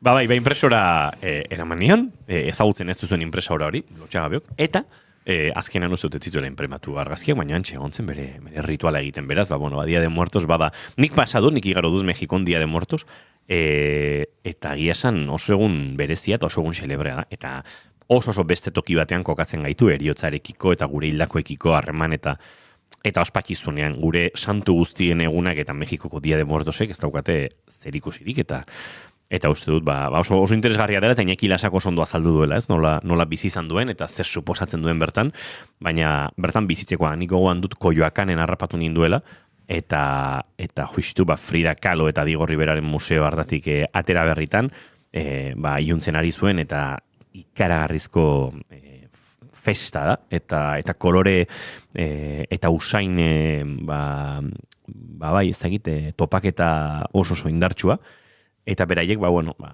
negarre egin diezaiekete euren hildakoei, baina ospatu eta festa giroan egiten dute bereziki, eta esan, esperientzia oso interesgarria bertan bizi daitekena. Hau esan da, aurrera egin barko dugu, eta gure proposamenen munduan murgildu barko dugu, ez da? Zer diozue? Bai, noski. Kantu bat hau aurrera eramateko, ezinbesteko kantua, eta dagoeneko gure entzulek ondo ezagutzen dutena. You got the cinema.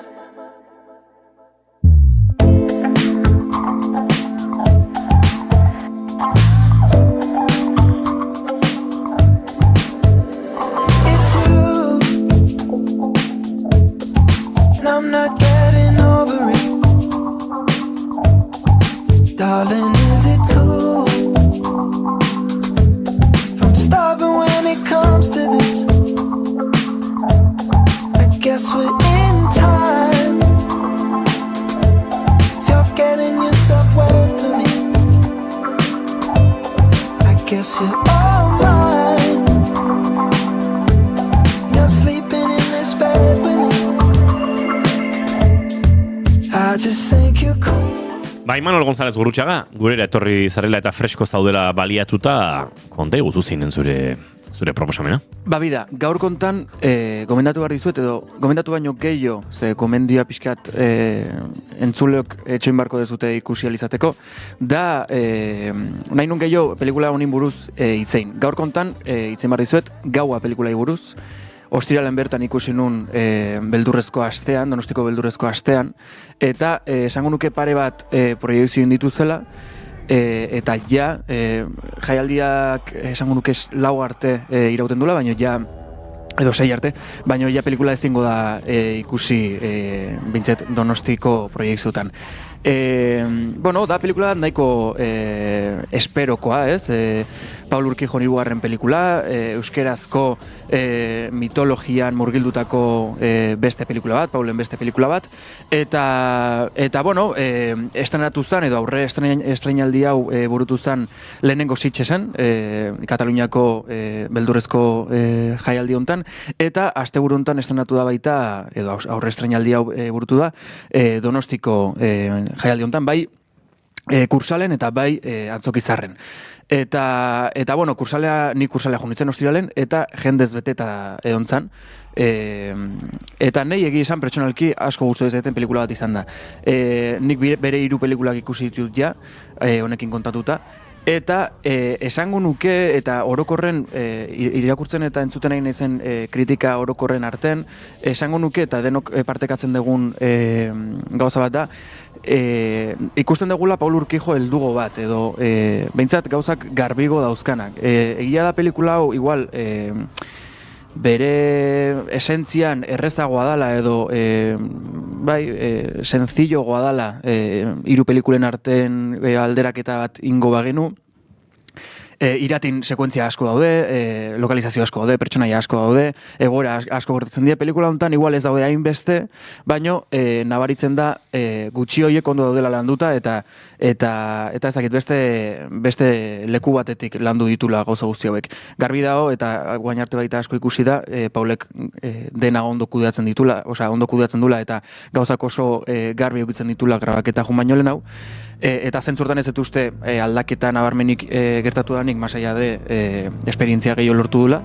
Baino, bai, iruditu zait, pelikula nahiko heldugoa izan dela, beste poso batekin, gidoi aldetik baita dena beste denbora bat eukidula garatzeko, igual iratin bai eman ziten sensazioa azkeneko bukaera hori zegoela pixkat, edo aurrekontu aurrekontu gutxi zeukatelako, edo besteik gabe denbora nahikoa ez zutelako euki dena ondo grabatzeko, pixkat ez zeola guztiz ondo garatuta, eta igual gidoien sekuentzia batzuk borratu garra izan zitula. Kasu honetan iruditzen zait, gaua pelikulan iruditzen zait dena oso ondo landuta daola, bere arko guztiak ondo daudela garatuta, eta bai, zentzurtan nahiko sendogo eta betego nabaritu dut.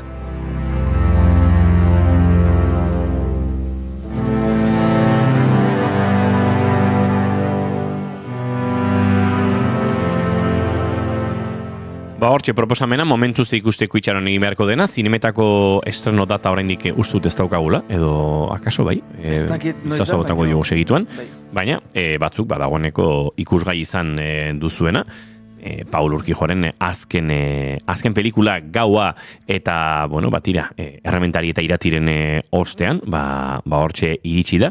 Eta hemen nik ez du topatzen momentuz gaua filmaren estreno data. Azaroak 14 jartzen du hemen YouTubeen.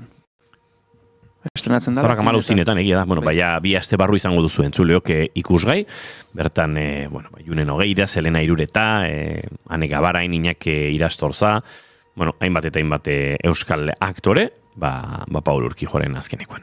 Tira, nik dokumental bat proposatuko dizuet, eta oso beste giro batetik esango nuke, aurreko batean proposatu nizuen esaterako estatu kolpe baterako soinu banda, 2 ordutik gora irauten duen dokumental mardula, politikoa, historikoa, kulturala, jazz musikaren historiarekin ere lotura ikaragarria zuena, eta bar, orain honetan esango nuke, harinagoa den bat ekarri dizu dela. Mi stai chiamando perché hai visto un quadro? Questa maravilla. El Sleeper es la leyenda, el sueño de todos los anticuarios. Bueno, akaso entzuleak oroituko dugu jurik kuadronen historia nolabait dokumental, hau abiarazten duen kuadroaren historia kontatu zuela. The Sleeper izena du pelikulak, The Sleeper, el Caravaggio perdido, Caravaggio galdua. The Sleeper kontzeptua bera ere akaso azaldu egin behar da. Arte kolekzionisten eta arte erosleen artean, Sleeperra da hor egon den, baina inork hor zegoela jabetu ezten lan bat, nolabait esateko. Kuadro hori, Caravaggio bat zenik ez zuen imaginatzen, bere etxeko salan Caravaggio hori zintzilikatuta zuen familiak, eta batean norbait, mudantza bate tarteko edo, konturatu da, kuadro horrek enkante batean eskatu nahi zituzten 1.500 euroak, baino askoz gehiago balio zezakeela. Milioika eta milioika euro pentsa, kuadronen kasuan, 20 milioi euroko eskaintza egin zuen pertsona batek Monakotik, WhatsAppeko argazki batean kuadroa ikusita soilik. Hemen sortzen da ikaragarrizko FOMOaren festa. Sleeperrekin ikaragarrizko borroka dago, badelako oso noizbienka agertzen den zerbait, eta hor badaude martxante deitzen diete, ez da egit oso ondo nola itzuliteken hau, baina horrelako agerpenekin eta lanean aritzen diren pertsonak, ez? Eta kuadroak edo artelanak bereganatzen dabiltzanak. Eta artearen historiako pieza garrantzitsuenak ez dira urtero salgai izaten, agertzen dira tarteka horrelako altxorrak, baina hau goi mailako altxor bat da, Caravaggio bat da, eta batean denak aztoratuta dabiltza. Eta oso interesgarria da nola dokumentalean hori kontatzen duten, ez? Nola den lasterketa hori, nola den borroka hori, kuadro hori bereganatzeko. Eta nola kontatzen duten hortan ari diren martxante delako hauek, horrelako agerpen bat 100 urtetik behin gertatzen dela. Eta beraiei egokitu zaien agerpena Caravaggioren lan hau dela, eta ez dutela berri horrelakorik biziko. Euren aukera joan dela. beste pertsona batek lortu duelako. Spoiler arriskurik gabeko dokumental bat da, kuadroa agertu egiten da, kuadroa aztertu egiten dute, mundu mailako adituak biltzen dira Madrilen bapatean hori aztertzeko, eta ondorioztatzen dute baietz, Caravaggio bat dela, naiz eta akats batzuk dituen bere historian zehar, restaurazio txiki batzuk egin dizkieten, batzuk maila gehiagokoak, batzuk txukunago eginda daudenak, eta beste batzuk ezain txukun daudenak. Momentu batzutan pinturari galdu egin du eta hori konpondu egin dute, eta baina kuadroaren gehiengoa ondo kontserbatu da eta beraz ikaragarrezko balioa dauka. Bueno, gaur egun, kuadro hau El Prado Museoan dago ikusgai, bere erosleak utzia duelako, duaintzan utzi du, 2027 bitarte behintzat egongo da Pradon ikusgai, hortik aurrera zer gertatuko den ez dakigu, baina ikaragarrizko ez dakit ezagutzen ez dugun eta guretzat erabate ez ezaguna den historia bat, barne negoziazio kudeak eta agentziak horre Sorena izeneko nolabait artean adituak diren enkantetxe bat dago tartean. Mundu ez ezagun bat, gure eguneroko bizitza prekarioen bestaldean dagoena, milioika eta milioika dolar eta milioika euro mugitzen dituena, baina dokumentalak oso ondo kontatzen duena, eta estetikoki oso ederra den dokumental bat da, azkenan arte galerietan, arte museoetan eta bestelakoetan murgiltzen delako, eta faktura tekniko oso ederrarekin eta ritmo narratibo oso azkarrarekin, ordu eta 10 minututan kontatzen dizu filminen dago ikusgai, esango dut Longoriaren izena. Ez, Álvaro Longoriak zuzendutako dokumentala da, Eba Longoriarik ez da gertzen hemen, baina filminen duzu ikusgai, esan da bezala orduta 10 eta oso lan polita, gustora ikustekoa, eta pixka bat jartzen zaituena, beraien lasterketa horretan, kuadroa lortzeko lasterketa horretan, empatizatu aratzen zaituena, eta baita familiarekin berarekin, zer gertatzen da kuadro honekin, eta hori guztia, kontatzen du dokumental honek. The Sleeper, El Caravaggio Perdido, filminen ikusgai dagoena. Hauxe da nere proposamena, eta Julen eta Goiuriren proposamenak entzuteko geratzen daizkigu oraindik. Julen, bota Goiuri dauzkazu 11 minutu. Ez, bota zuk zurea. Ninbuz motxan egingo dute. Ze, ez dizazu utzi, zurea komentatzen, zuk gomendatu nahi zenuelako. Noski. Venga, bota, guazen Florentziara. Hori da, guazen Florentziara, Netflixen dagoen telesail bat, 4 kapituloko telesail bat, horrela arratsalde batean, rirrau batean ikusteko horietakoa, Florentziako monstrua, edo Netflixen espainolez ikusi dunik, eta Monstruo de Florencia.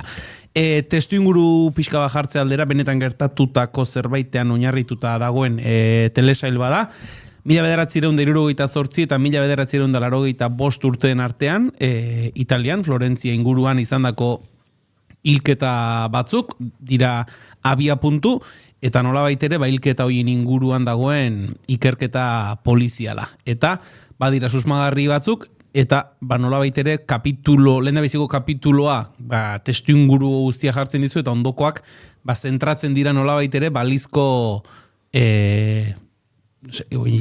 susmagarri horietan, susmagarri horietan kontua da, bikote gazteak dira, hiltzen dituztenak, pertsona batek, bikote gazteak, herrietatik bere autoetan mendialdera joan, eta antxe, jolasean ari direnean, hiltzen dituzte, tirokatu, labankadak egimaten dizkiete, eta gero, hiltzaileak trofeo modura edo, emakumezkoen zenitalak, esango dugu, moztu eta antxe trofeo modura uzten ditu. Bastante gauza zateko desagradable. Desatxeina, bai. Baina, horren bueltan sortzen da, eta niri lehen ere ikusi nuen, ez da replay ikusita dukazue? Ez. Telesaila? Ez.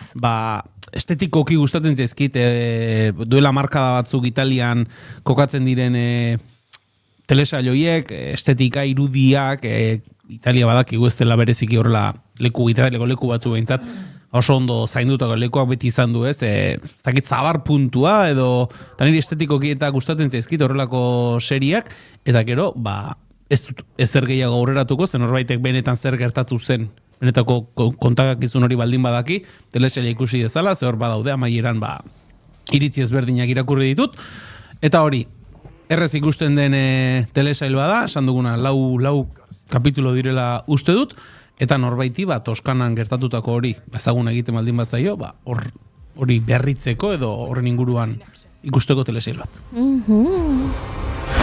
The same weapon used by our killer from 74 onwards was used to kill before. We've got one single witness. We know there's one person. Eta azken proposamen entzungo dugu, Goiuri zurea. Bueno, hilketak aipatu baditu Julenek, abokatuak beharko ditugu, eta nik abokatuei buruzko telesail bat eskainiko dizuet oraindik estreinatu ez dena.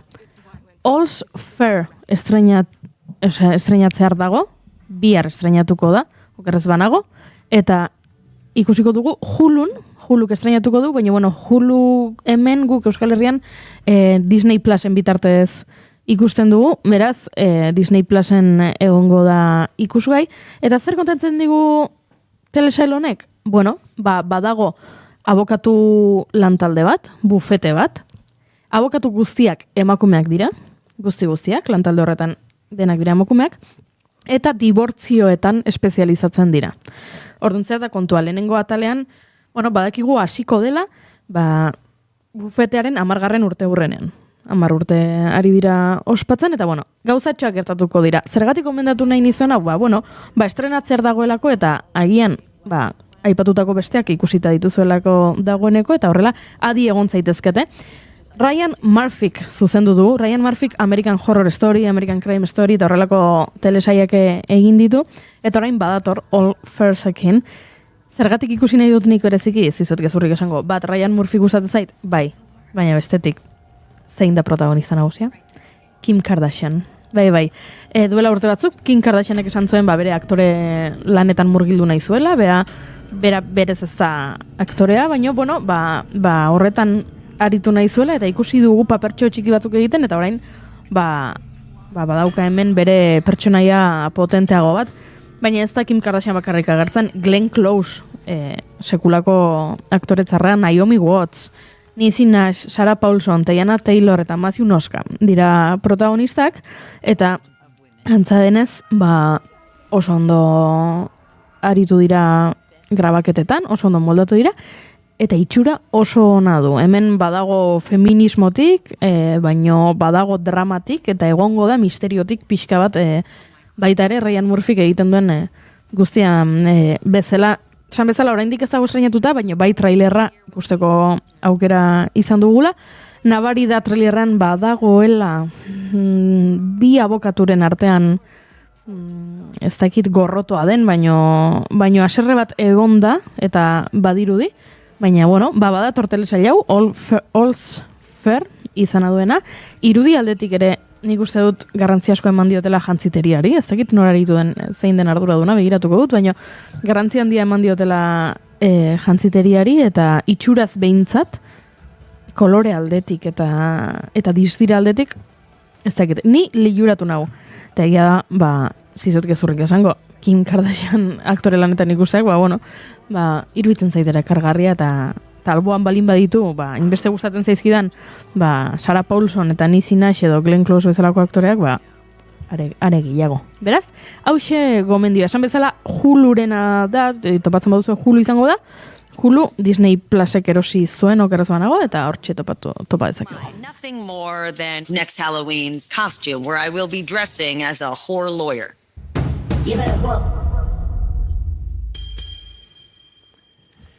Hortxe Goiuriren gomendioa, beraz, batzuk zineman ikusi beharko dituzue, besteak plataforma ezberdinetan, baina mentxe gaurko gure gomendioak, eta poliki gure agurtzen hasiko atzeizue, azken ordukoari leku egiteko eguerdiko 12etan, baina hori guztia kantu baten laguntzaz egingo dugu, eta kanturren laguntzaz nolabait, joango gara gaur ere agurtzen. Asteazkenean gurean izango ditugu, Ariako lagunak, eta uste dut, nik aipatu nizuela, apostu egingo nuela ze bi kantu joko zituzten, bakarra asmatu duela.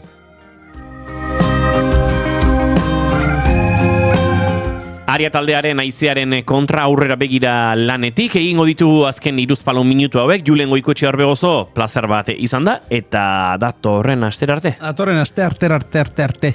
Ez zaila da aste arte, bai.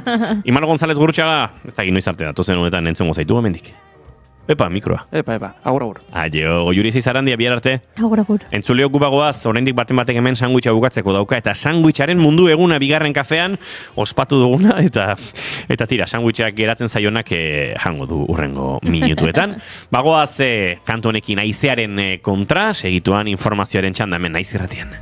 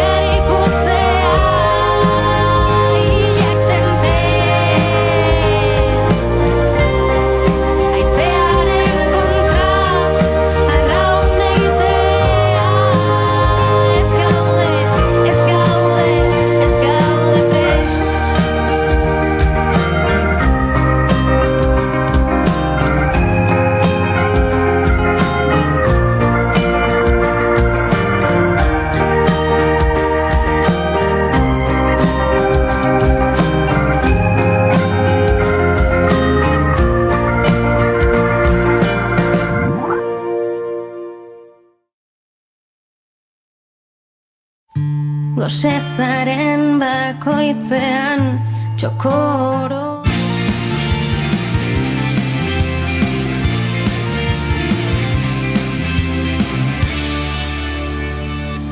Keep calm and bigarren kafea.